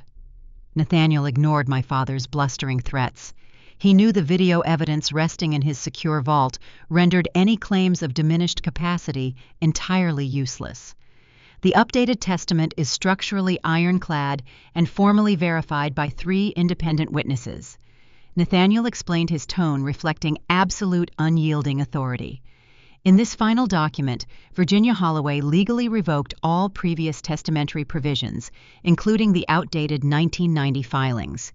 She directed the complete transfer of her physical properties and liquid assets into a private entity." He paused, lifting his eyes to meet William's furious glare. "Furthermore, she designated one individual to serve as the sole executor and exclusive beneficiary of the entire estate." "Who?" William demanded, slamming his hand against the table, causing Caroline to jump in her seat. "Who did she name?" Nathaniel looked down at the document, tracing a line of text with his finger. "She left the entirety of her estate to Georgina Holloway." The silence that followed was absolute. It felt as though time had suspended itself within the 4 walls of the conference room. My parents froze, trapped in a state of cognitive paralysis. The legal mechanism they had confidently assumed would deliver their financial salvation had just violently reversed course and detonated directly in their faces. "That is impossible," William shouted, the volume of his voice shattering the quiet stillness. His arrogant facade crumbled, completely replaced by raw, frantic panic. "Georgina is dead. You hold the sworn affidavit confirming her death right there on your desk, Caldwell. How can a dead woman inherit $22 million? This is a clerical error. It is a fraudulent document. Patricia gripped the edge of the table, her perfectly manicured nails digging into the wood. Her face had drained of all color, leaving her looking pale and terrified. The reality of her perjury was colliding forcefully with the impossible evidence sitting in front of the attorney. Nathaniel did not argue. He did not attempt to explain the legal nuances of the pour over trust or the poison pill clause we had engineered. He simply utilized the irrefutable power of physical evidence to destroy their manufactured reality. He lifted the final signature page of the newly executed will. He turned the document around and slid it smoothly across the polished mahogany surface, pushing it directly into the center of the table where my parents could see it clearly. At the bottom of the page, resting below the dense blocks of legal jargon, sat a fresh signature in vibrant blue ink. The script was unmistakable. It was accompanied by the official raised stamp of a prominent Charleston County notary public. The date inscribed next to the signature clearly indicated the document had been executed a mere 21 days prior. Nathaniel leaned forward, resting his elbows on the table, and locked his eyes onto my mother's terrified face. Then Nathaniel asked, his voice a quiet, devastating blade slicing through her remaining defenses, "Who signed this 3 weeks ago?" Patricia stared at the blue ink. Her mouth opened and closed, but her vocal cords refused to function. She recognized the signature. She knew exactly whose handwriting rested on the legal parchment, but her brain refused to reconcile the visual evidence with the lie she had sworn under oath just moments earlier. Before Patricia could attempt to form a single desperate excuse, I initiated my movement. I stood up from the heavy leather wingback chair, hidden in the dark shadows of the alcove. I stepped out from behind the towering bookshelves, leaving the protective darkness behind. My tailored navy suit caught the ambient light of the conference room as I walked slowly, deliberately toward the main table. The sharp, rhythmic click of my heels against the hardwood floor announced my presence before they even turned their heads. The sound cut through the heavy, panicked silence, like a metronome counting down the final seconds of their reign. William spun around in his chair, his eyes widening in absolute horror as he processed my physical form walking toward him. Caroline gasped a sharp, inhaled breath, dropping her phone onto the table with a loud clatter. Patricia slowly turned her head, her neck rigid, her eyes wide and terrified as she tracked my movement across the room. I did not rush. I maintained the measured, confident stride I had cultivated over a decade of watching powerful litigators dominate a courtroom. I walked the length of the room, stopping directly opposite my mother.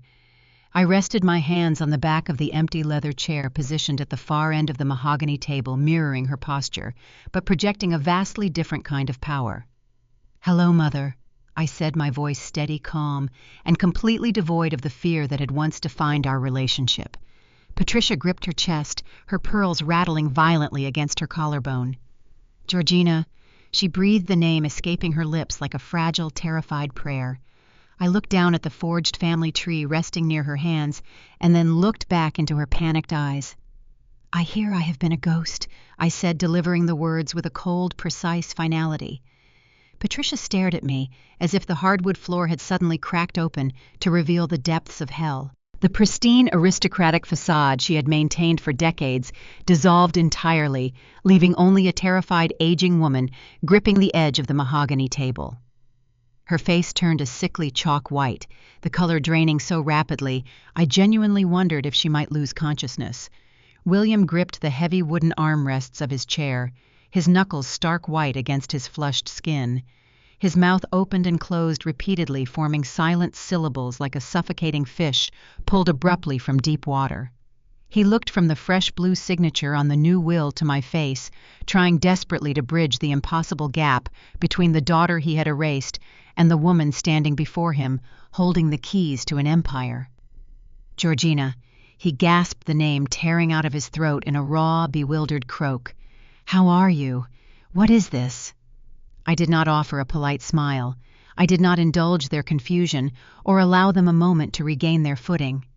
I stood at the far end of the long conference table, my hands resting firmly on the back of the empty leather chair. I looked at the people who had thrown me out of my childhood home 12 years earlier, ensuring my gaze conveyed nothing but cold, absolute authority. You submitted a sworn affidavit and a falsified genealogical chart to a presiding officer of the probate court. I said, my voice carrying the steady, practiced cadence of a seasoned litigator delivering an opening statement. I recited the specific statutes I had mastered during countless late nights in the Columbia law firm, letting the dense legal terminology act as a blunt force instrument.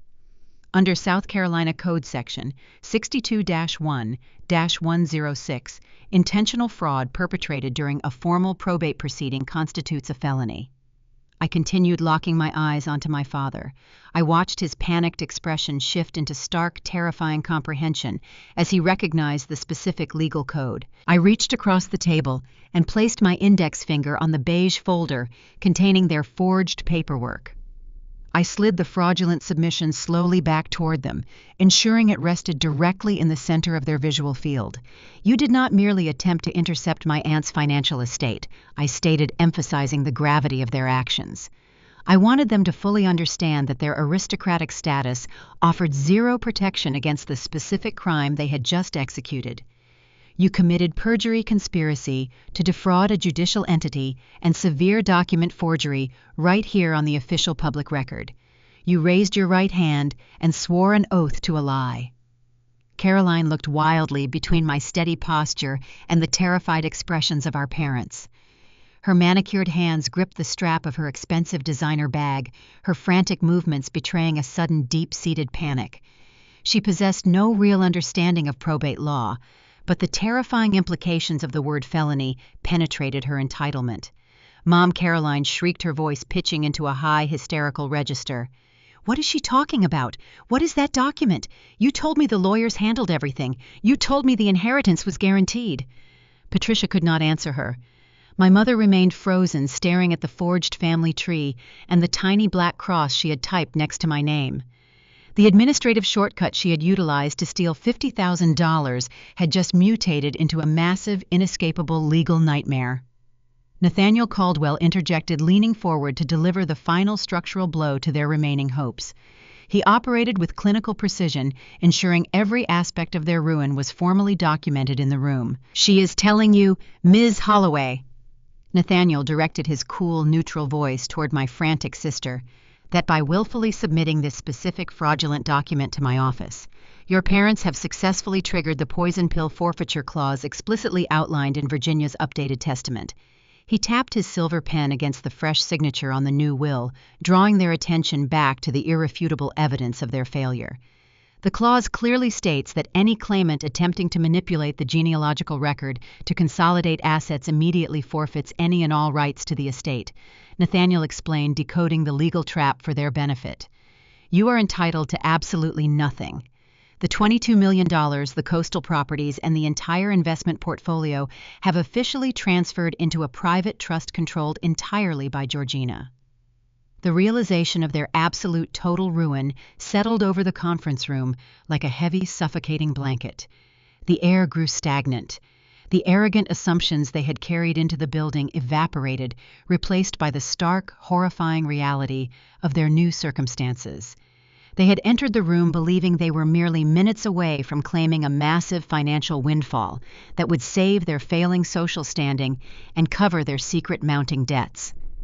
They had not just lost the $22 million. The loss of the inheritance was merely the first layer of their devastation. The true catastrophic reality was far more severe. By aggressively pursuing the fraudulent claim, they had voluntarily handed Nathaniel and me the exact, undeniable physical evidence required to send both William and Patricia to a federal penitentiary. But we did not know. William stammered, his voice shaking as he attempted to construct a rapid, flimsy defense.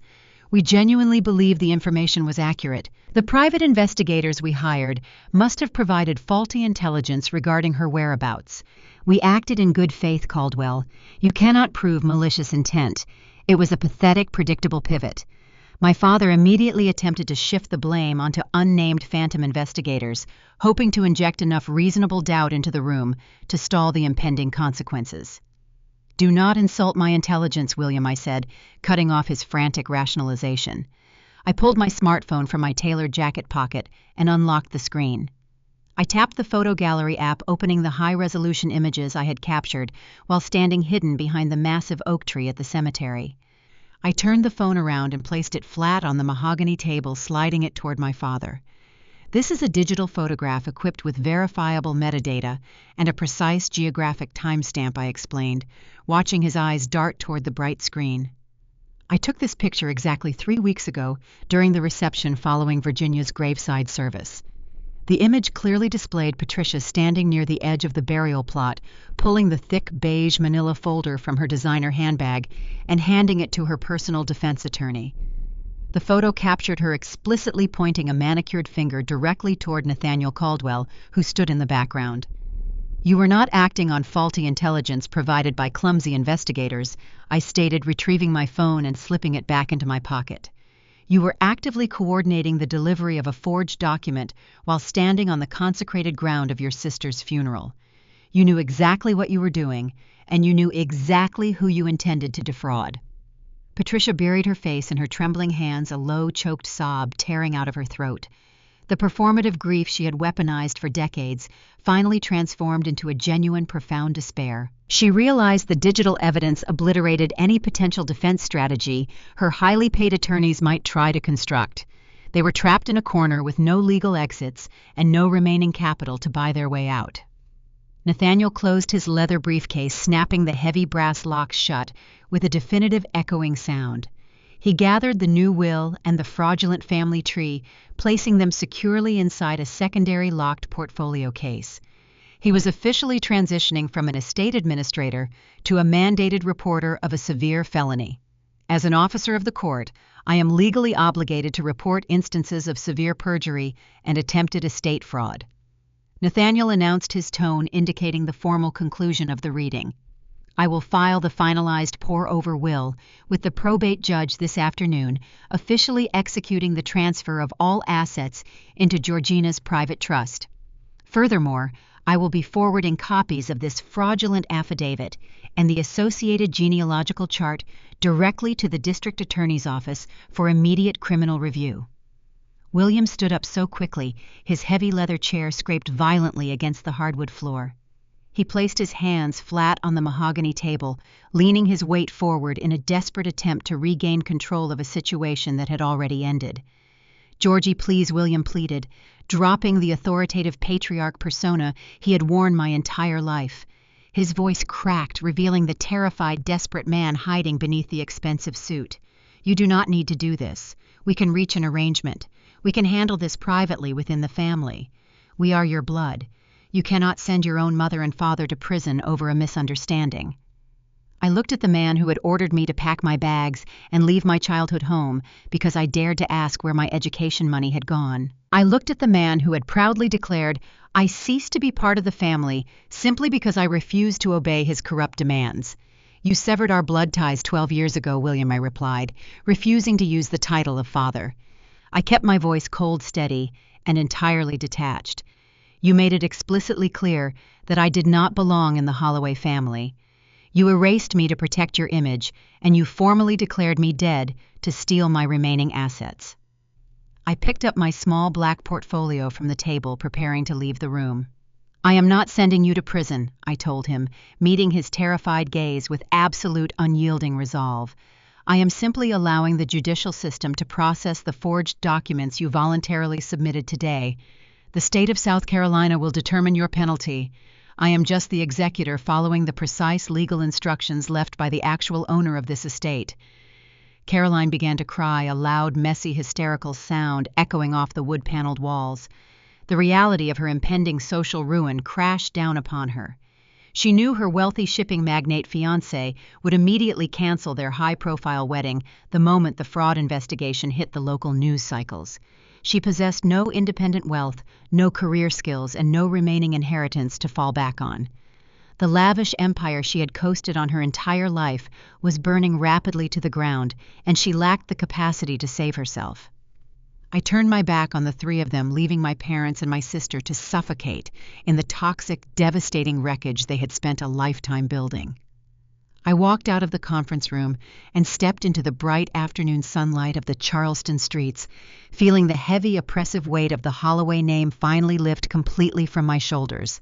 The war was officially over and I had won. But the true test of my victory would arrive 3 days later, when the desperate, shattered remnants of my family showed up at my doorstep, begging for a mercy they had never once extended to me. I reached for the heavy brass handle of the conference room door, ready to walk away, but the sudden chaotic sound of tearing paper stopped me in my tracks. I turned back to face the mahogany table. The pristine composure Caroline had maintained her entire life shattered into a million irreparable pieces right before my eyes. The reality of her severe legal exposure finally penetrated her profound entitlement. She lunged forward and grabbed the fraudulent family tree from the center of the table. Her manicured fingers crumpled the edges of the heavy parchment as her eyes darted frantically across the forged death certificate Patricia had attached. "You told me she was cut off!" Caroline shrieked, her voice echoing off the wood-paneled walls in a high, piercing register. She whipped her head around to glare at our mother, dropping all pretenses of Southern grace. "You told me you just disinherited her. You did not say you faked her death. My name is on this filing as a beneficiary. I am listed as the sole surviving heir. You made me an accessory to a felony." Patricia recoiled as if her golden child had physically struck her. The commanding, aristocratic presence my mother had wielded like a weapon for 3 decades evaporated into thin air. She sat slumped in her chair, trembling uncontrollably. Her signature string of pearls rattled a frantic, irregular rhythm against her collarbone. She raised a shaking hand, reaching out toward her eldest daughter in a pathetic attempt to soothe the escalating hysteria. "Caroline, sweetheart, please keep your voice down," Patricia whispered, her tone fragile and laced with raw terror. "We can fix this. We can hire new counsel. We will find a way to amend the filing before the state initiates a formal inquiry." "Do not touch me!" Caroline screamed, batting her mother's trembling hand away. The thick beige folder slipped from her grasp and scattered across the polished wood. "You cannot fix perjury. The attorney just said it is on the public record." The profound betrayal rippling between them was a breathtaking spectacle. For 30 years, Caroline and Patricia had operated as a unified front. They had bonded over their shared disdain for my practical choices and my refusal to conform to their shallow societal standards. My mother had groomed Caroline to be the perfect reflection of Holloway prestige, and Caroline had eagerly absorbed every lesson in entitlement. Now facing the stark, horrifying threat of federal prosecution, their deep bond disintegrated in a matter of seconds. The golden child recognized that her pedestal was constructed entirely out of criminal deception, and she was ready to throw her own parents to the wolves to save herself. Caroline paced the narrow space between the table and the windows, her breathing ragged and uneven. Her pristine blowout clung to her damp forehead. She began listing the immediate catastrophic consequences of their failed scheme. "The wedding deposits are due tomorrow." Caroline hyperventilated, her eyes wide with mounting panic. "The country club expects the final wire transfer by noon. The florist is holding the imported orchids on a promise of payment. When they find out we have no capital, they will cancel everything. The moment this scandal hits the local news cycles, the engagement is over. The shipping family will never let their son marry into a disgraced bloodline facing federal prison. They will drop us like a bad habit, and I will be the laughingstock of the entire state." Her assessment of the situation was entirely accurate. In the insular, ruthless world of Charleston high society, reputation functions as the ultimate currency. An engagement to a prominent shipping magnate ear relies heavily on the assumption of mutual wealth and flawless public standing. The impending revelation that the Holloway family was secretly bankrupt and under active criminal investigation for probate fraud would trigger an immediate, brutal excommunication. Caroline was staring down the barrel of total social annihilation. She would lose the wealthy fiancé, the lavish lifestyle, and her precious status, all in a single devastating news cycle. William watched his eldest daughter unravel his face, sagging with the profound weight of a man recognizing his own destruction. The arrogant patriarch, who had confidently marched into the room expecting to conquer an empire, was gone. He looked exhausted, hollowed out, and defeated. "Georgie, please." William stammered, his voice stripped of all its former booming authority. He raised his hands, palms facing outward, in a pathetic, desperate gesture of surrender. We were desperate. The real estate market shifted. The business has been failing for years. The creditors were threatening to seize the Charleston townhouse. We just needed capital to keep the Holloway name afloat. We intended to repay the minor trust funds eventually, once the commercial properties stabilized. His confession offered a pathetic, transparent glimpse into the delusional mechanics of old money survival. He genuinely believed that his desire to maintain a facade of wealth justified any action necessary to secure the funds. He thought the rules of basic morality and statutory law did not apply to men who belonged to the right country clubs. "You needed capital, so you legally murdered your own daughter," I replied, my voice cold and steady, cutting through his desperate excuses like a scalpel. "You stood in front of a notary and swore under oath that I perished in a twisted metal wreck.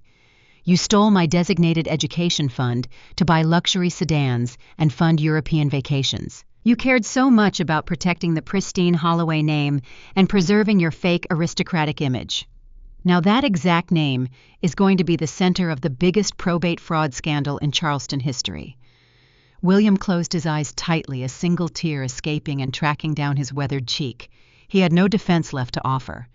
The paper trail of their deception was locked safely inside Nathaniel's portfolio, and the digital evidence of their conspiracy sat secured on my smartphone. I turned my attention away from the shattered remnants of my family and focused on the only other professional in the room. Nathaniel Caldwell sat quietly observing the implosion with the detached, analytical gaze of a veteran litigator. He had witnessed countless families tear themselves apart over money, but the sheer velocity of the Holloway collapse was unprecedented. "Please file the finalized pour-over will with the probate court immediately," I instructed Nathaniel, ensuring my tone conveyed clear executive authority. "Execute the transfer protocols we established for the Coastal Heritage Trust. Furthermore, please forward this fraudulent affidavit and the associated forged family tree directly to the district attorney's office this afternoon. Request that they initiate a formal criminal review of the perjury committed today." Nathaniel gave a single firm nod. "Understood," he replied, his voice resolute. "I will process the filings before the courthouse closes today. The authorities will likely issue the preliminary subpoenas by early next week." Hearing the word subpoenas pushed Caroline over the final edge of her sanity. She collapsed into the empty leather chair beside her mother, burying her face in her arms and beginning to sob hysterically. The loud, wretched sound of her crying filled the dense, quiet space of the conference room. She wept for her ruined wedding, her vanished social standing, and her impending public disgrace. Patricia reached out again, hesitantly, stroking Caroline's shaking shoulders, while silent tears streamed down her own pale cheeks. William simply sat staring blankly at the polished mahogany wood, looking like a man waiting for an executioner. I stood near the heavy oak doors, watching the three of them suffocate in the toxic, devastating wreckage they had spent a lifetime building. For 12 years, I had carried the heavy burden of their rejection. I had spent countless nights in a damp Columbia apartment, wondering why I was deemed unworthy of their affection. I had exhausted myself trying to understand the mechanics of their cruelty. In this moment, observing their total collapse, the final lingering weight lifted entirely from my shoulders. The empire they had built on a foundation of lies was burning rapidly to the ground, and I was the one holding the match. I felt no guilt, no hesitation, and no desire to offer them a lifeline. They had engineered their own demise through their endless, unyielding greed. I turned the brass handle, pulling the heavy door open. The bright fluorescent light of the reception area spilled into the dim conference room. I stepped over the threshold, leaving the suffocating atmosphere of the Holloway family behind me forever. I did not look back as the door clicked shut, sealing them inside with the devastating consequences of their own actions. My victory was secure, and the legal machinery of the state was now fully activated against them. I knew the ensuing weeks would bring a storm of media attention, criminal indictments, and brutal financial realities. My parents would soon realize that the polished lawyers they relied upon could not save them from documented perjury. The truth was out, and their reckoning had officially arrived. I walked out of the boutique law firm and stepped into the humid, bustling streets of downtown Charleston. The coastal air smelled of salt and impending rain. Dark storm clouds were gathering over the harbor, signaling a severe shift in the weather. The incoming storm felt entirely appropriate. I knew my parents would soon exhaust their remaining options and realize they had only one desperate path left to take. I prepared myself for the inevitable moment they would swallow their remaining pride and attempt to seek sanctuary at the very doorstep of the ghost they had tried to erase. 3 days following the explosive confrontation in Nathaniel Caldwell's conference room, a severe, violent thunderstorm rolled forcefully through the South Carolina Low Country. The coastal sky bruised a deep, bruised purple, turning the midday hours into an artificial twilight.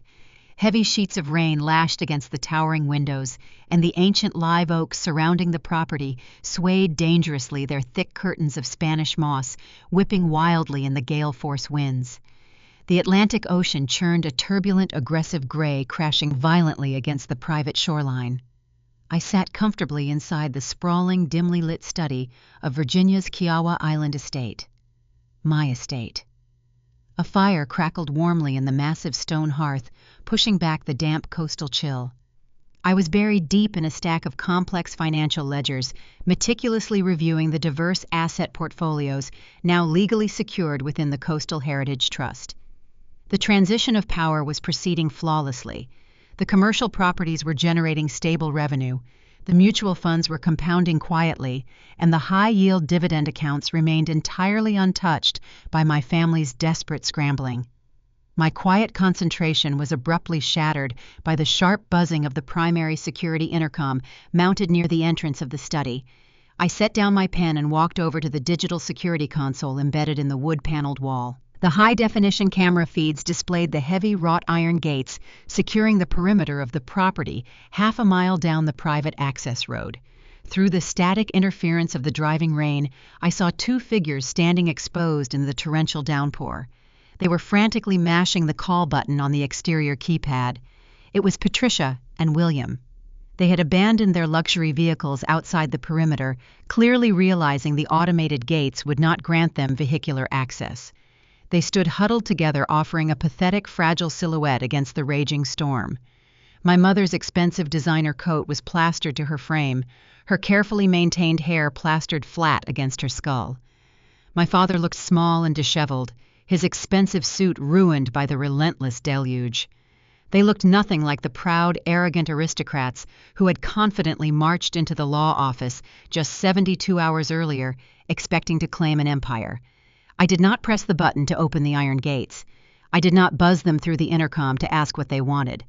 I simply triggered the manual override for the pedestrian walkway adjacent to the main gate, allowing the smaller iron door to unlatch with a loud metallic click. I let them walk.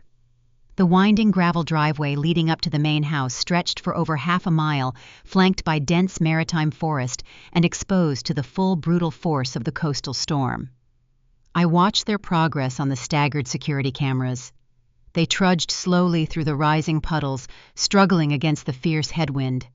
The image of their grueling, desperate march stood in stark, profound contrast to the memory of my own departure 12 years prior.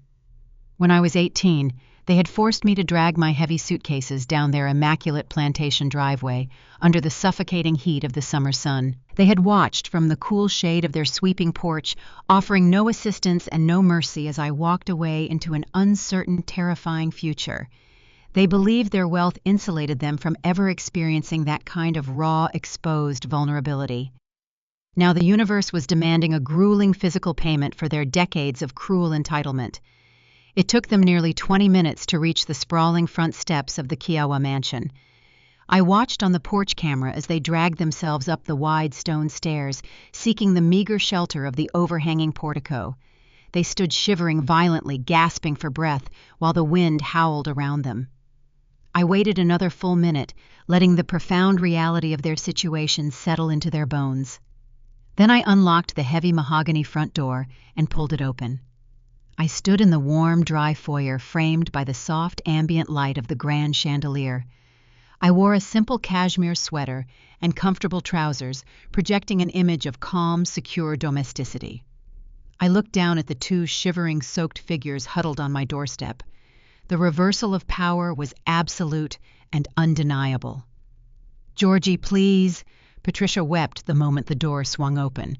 Her voice was thin and reedy, barely audible over the roaring thunder. Thick black streams of expensive mascara ran freely down her pale cheeks, mixing with the rain tracking through the newly carved lines of terror on her face.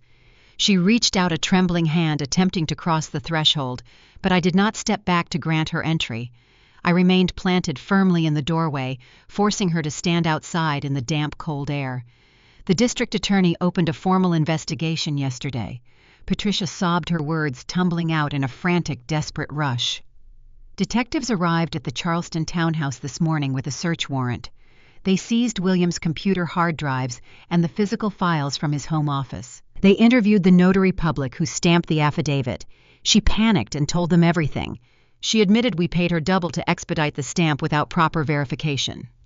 Patricia gripped the wet lapels of her ruined coat, her body shaking uncontrollably.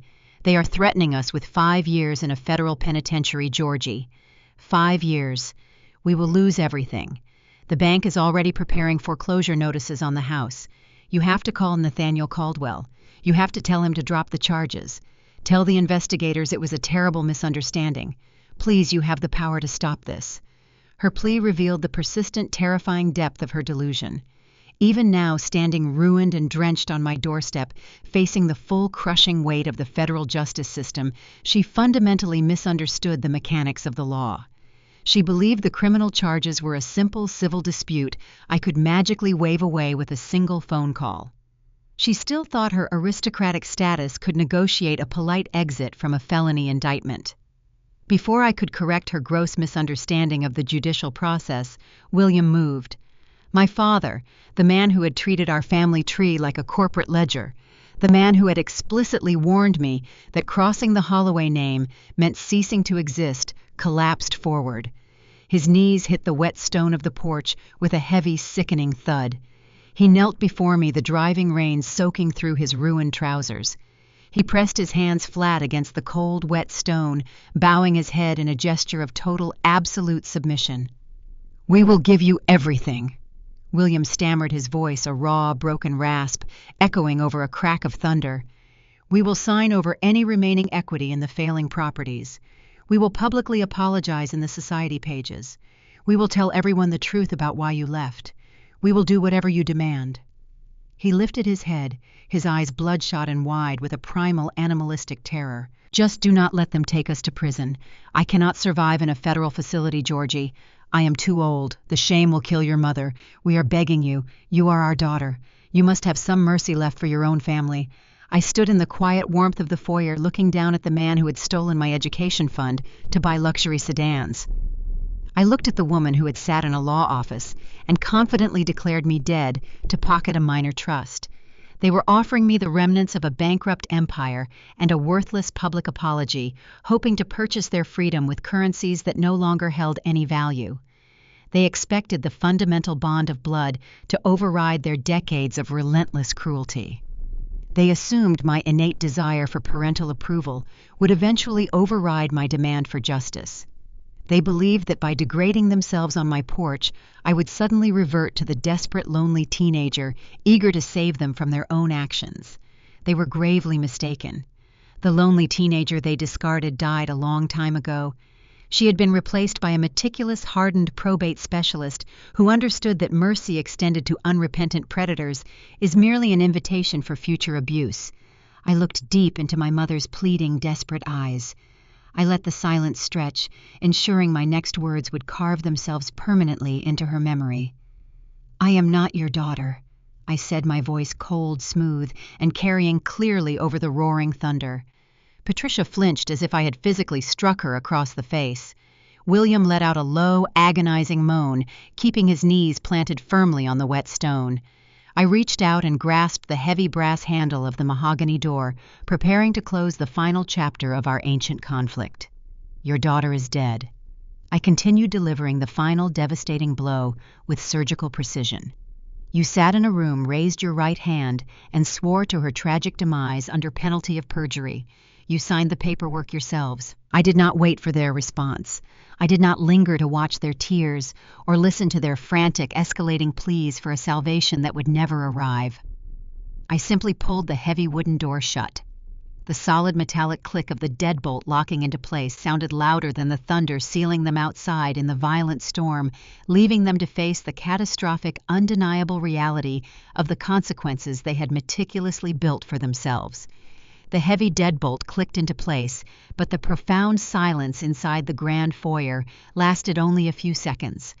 The muffled sound of desperate fists pounding against the leaded glass sidelights shattered the quiet atmosphere of my coastal sanctuary.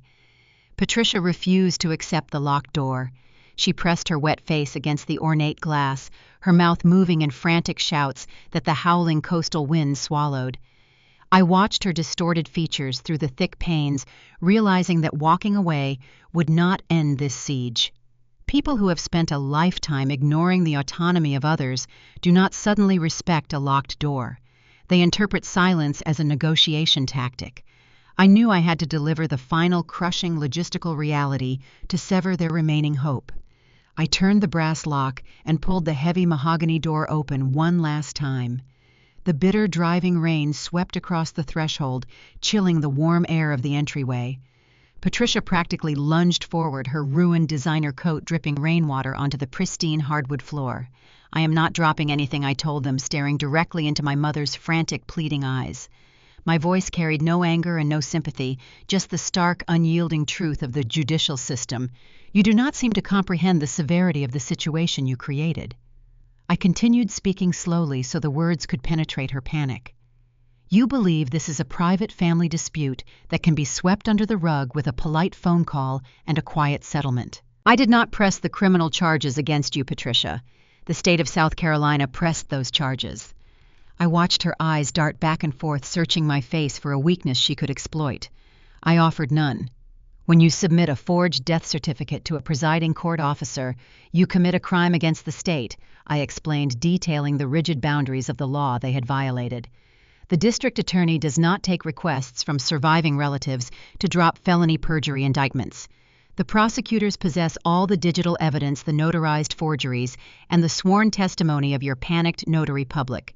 Your aristocratic social standing holds zero currency in a federal courthouse. That is what happens when you commit fraud in a court of law." Patricia let out a ragged sob, reaching her trembling hand across the threshold.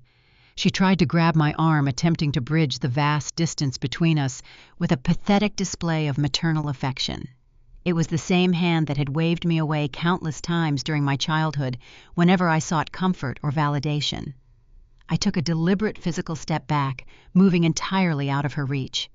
The movement was smooth and decisive, establishing a boundary as solid as a brick wall. Her empty hand hovered in the damp air, clutching nothing but the storm. "You spent my entire life telling me I was a liability," I said, my tone reflecting the cold detachment of a seasoned litigator, presenting closing arguments. "You groomed Caroline for high society, and treated my sharp edges like a disease that needed to be quarantined. You told the neighbors I did not belong in the Holloway family because I asked too many questions about your finances. I let the truth of her past cruelty hang in the damp air between us." "You were right," I stated smoothly, feeling a profound sense of liberation wash over my chest. "I never belonged to your shallow, performative version of this family. I belong to Aunt Virginia's legacy now. She recognized my worth when you only saw a defective asset." I shifted my gaze away from my mother and looked down at William. My father remained kneeling on the wet stone porch, his ruined suit clinging to his shaking frame. The man who had once stood on a sweeping plantation staircase and banished me from his kingdom now looked up at me with the terrified eyes of a cornered animal. He was waiting for a reprieve that I had no intention of granting. "I have one final piece of administrative business to discuss with you, William," I said, ensuring my voice cut cleanly through the rumbling thunder. "You have exactly 30 days to vacate the Charleston townhouse." William blinked, rain dripping from his eyelashes. His brow furrowed in genuine confusion. He shook his head slowly, pushing himself up from the wet stone to rest his weight on one knee. "You cannot take the house," he stammered, his voice a raw, broken rasp. "The Historic Commission recognizes me as the primary owner. The structure has been in my direct name for 20 years. Virginia had no claim to the physical dwelling, Georgie. You cannot evict us from our own property." His desperate assertion highlighted the fundamental ignorance that had always plagued his business ventures. He relied on assumptions and superficial titles, never bothering to examine the foundational paperwork. I audited the original property deeds last week. I informed him, stripping away his final remaining delusion. South Carolina real estate law frequently utilizes a legal mechanism known as a ground lease, particularly concerning historic downtown properties. While the physical structure of the townhouse was indeed transferred to your name decades ago, the actual physical earth beneath the foundation was not. I watched the realization slowly dawn on his weathered face. The color drained from his cheeks, leaving him looking gray and hollow. Virginia retained exclusive ownership of the underlying land, I explained, outlining the inescapable trap he had been living inside for years. She held the deed to the soil. Therefore, the land transferred directly into the Coastal Heritage Trust upon her passing, which means I own it now. I paused, letting the full, staggering weight of his predicament settle firmly onto his shoulders. As the legal owner of the land, I hold the right to terminate your month-to-month ground lease, I stated, delivering the eviction notice with surgical precision. I have already instructed Nathaniel Caldwell to draft the formal termination paperwork. It will be delivered to your door by a process server tomorrow morning. I am selling the land to a commercial developer. You must remove all your personal belongings and vacate the premises within 30 days, or the local sheriff will forcibly remove you.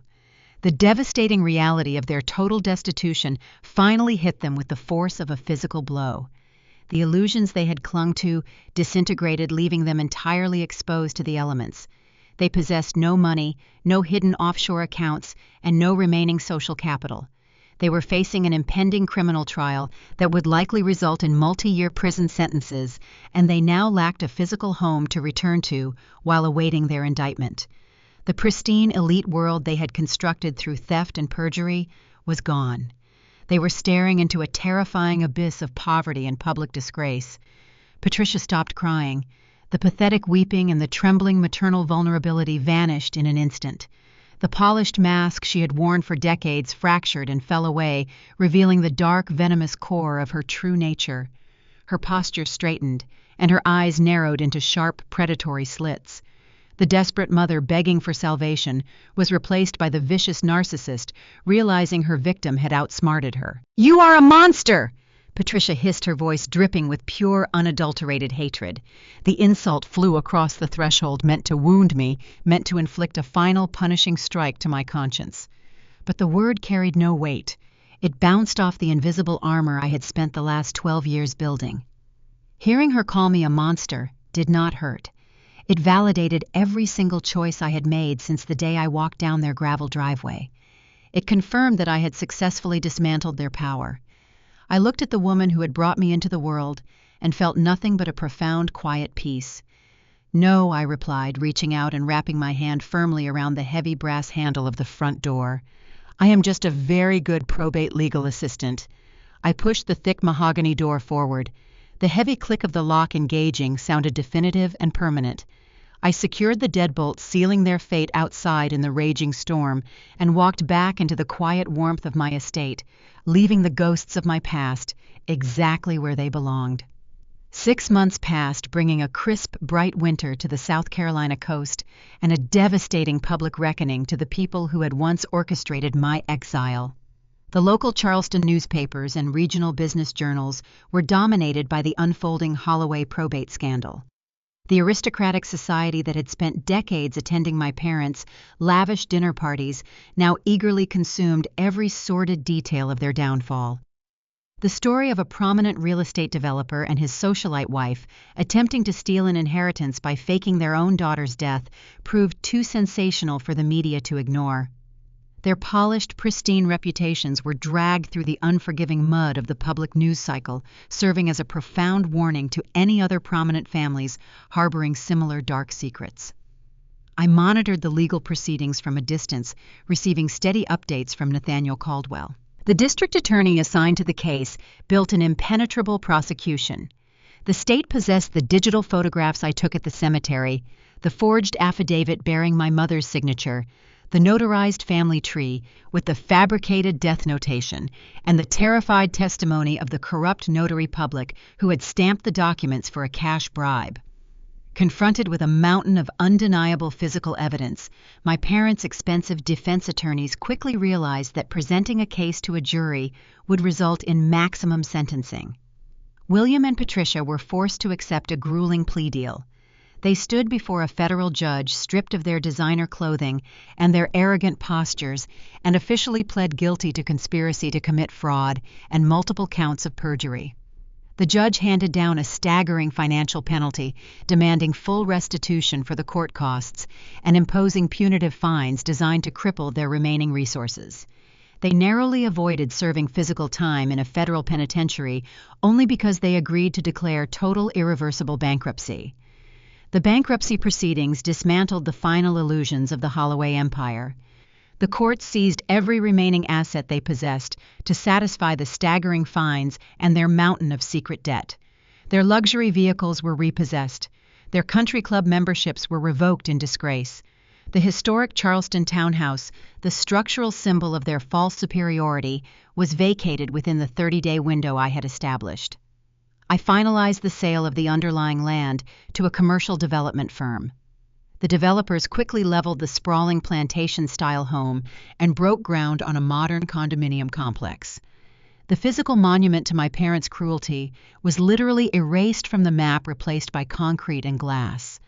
The collateral damage of the scandal crashed over Caroline with equal severity. The shipping magnate family she had worked so hard to infiltrate possessed a low tolerance for public disgrace.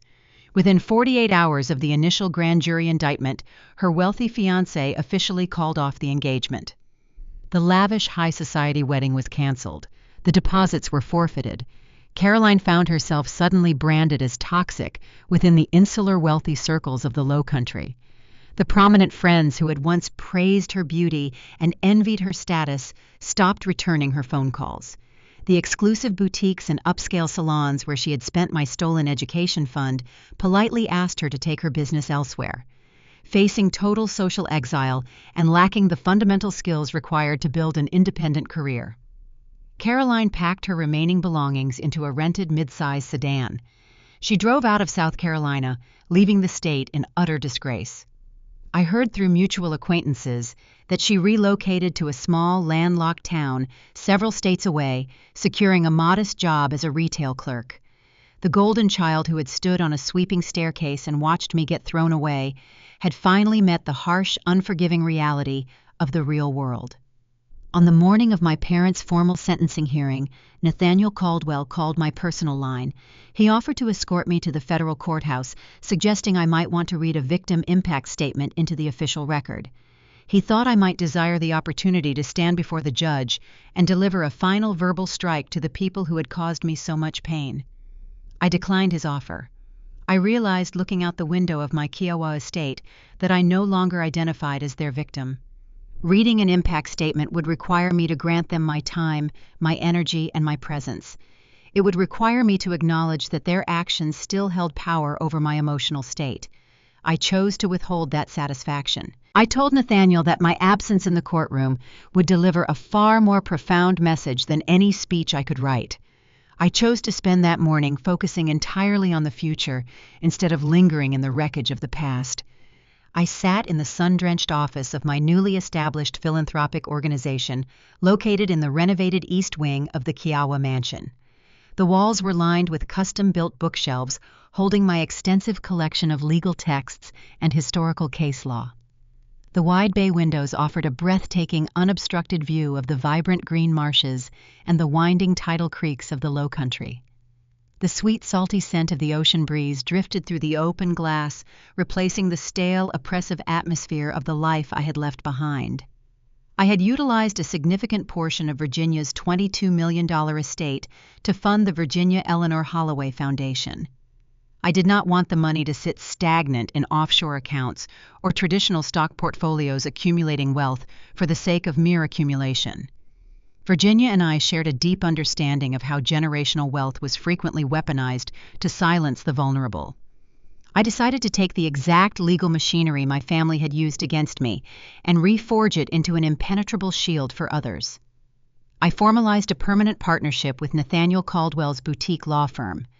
The foundation provided extensive financial backing, allowing his team of brilliant litigators to offer top-tier free legal representation to disinherited children, surviving spouses, and abused heirs trapped in the corrupt probate system.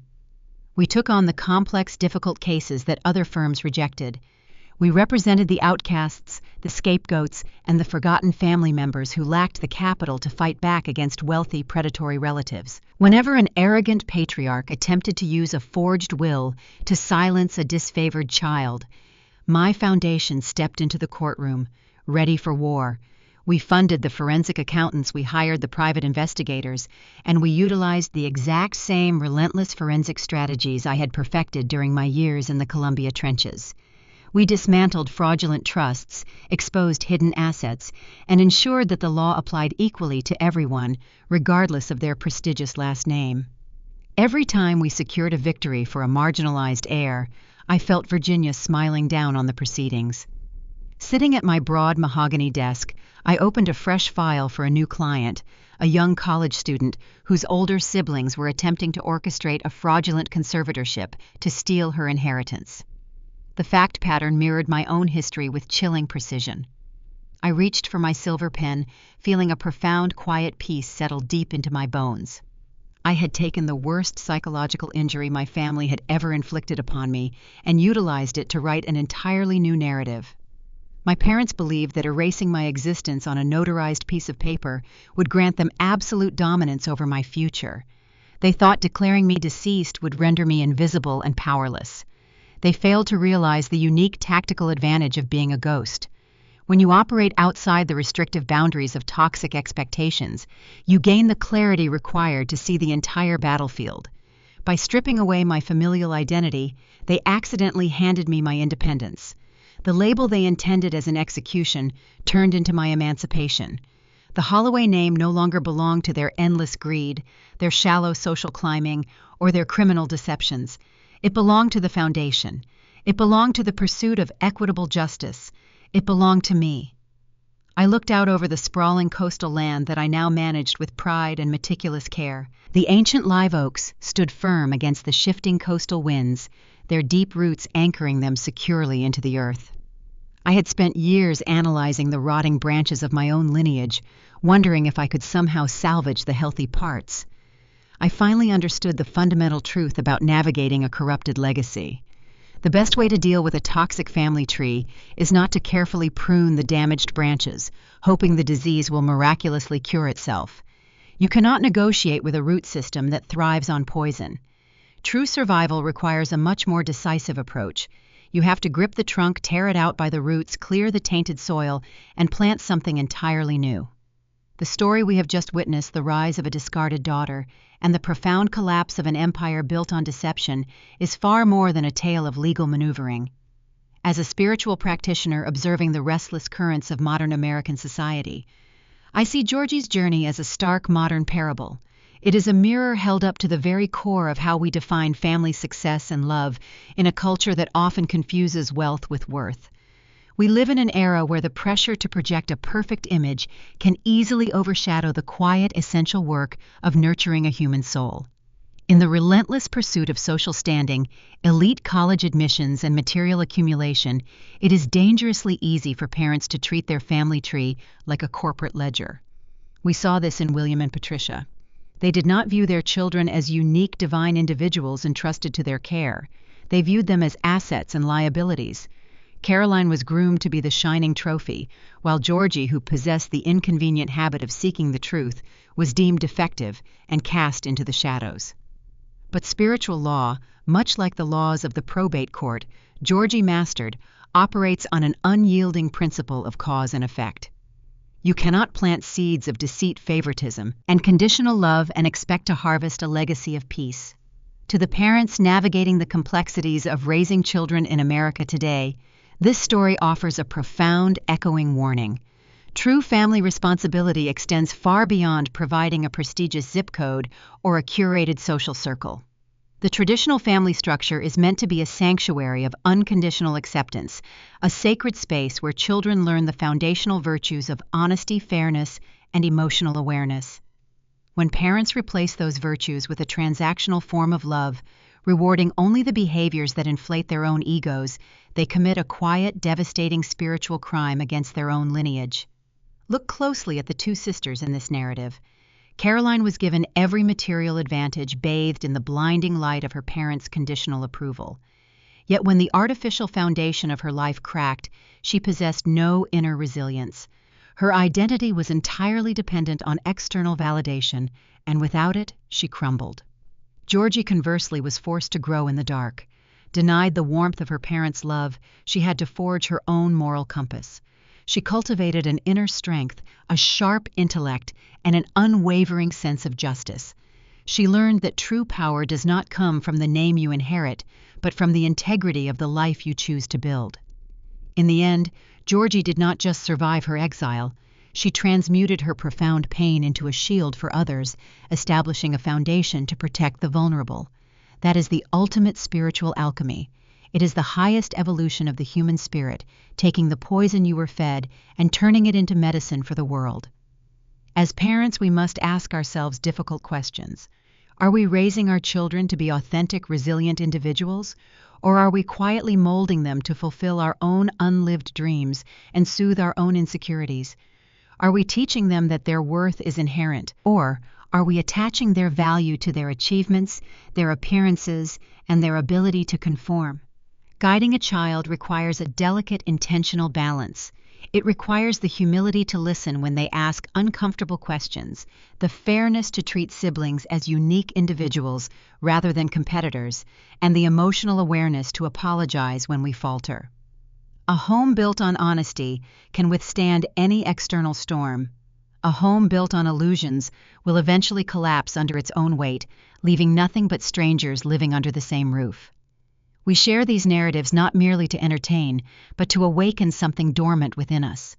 We explore the darker corners of human behavior so that we might choose the light in our own lives. If you find value in these reflections, if you believe in the power of truth and the inevitable balance of justice, I invite you to join our community.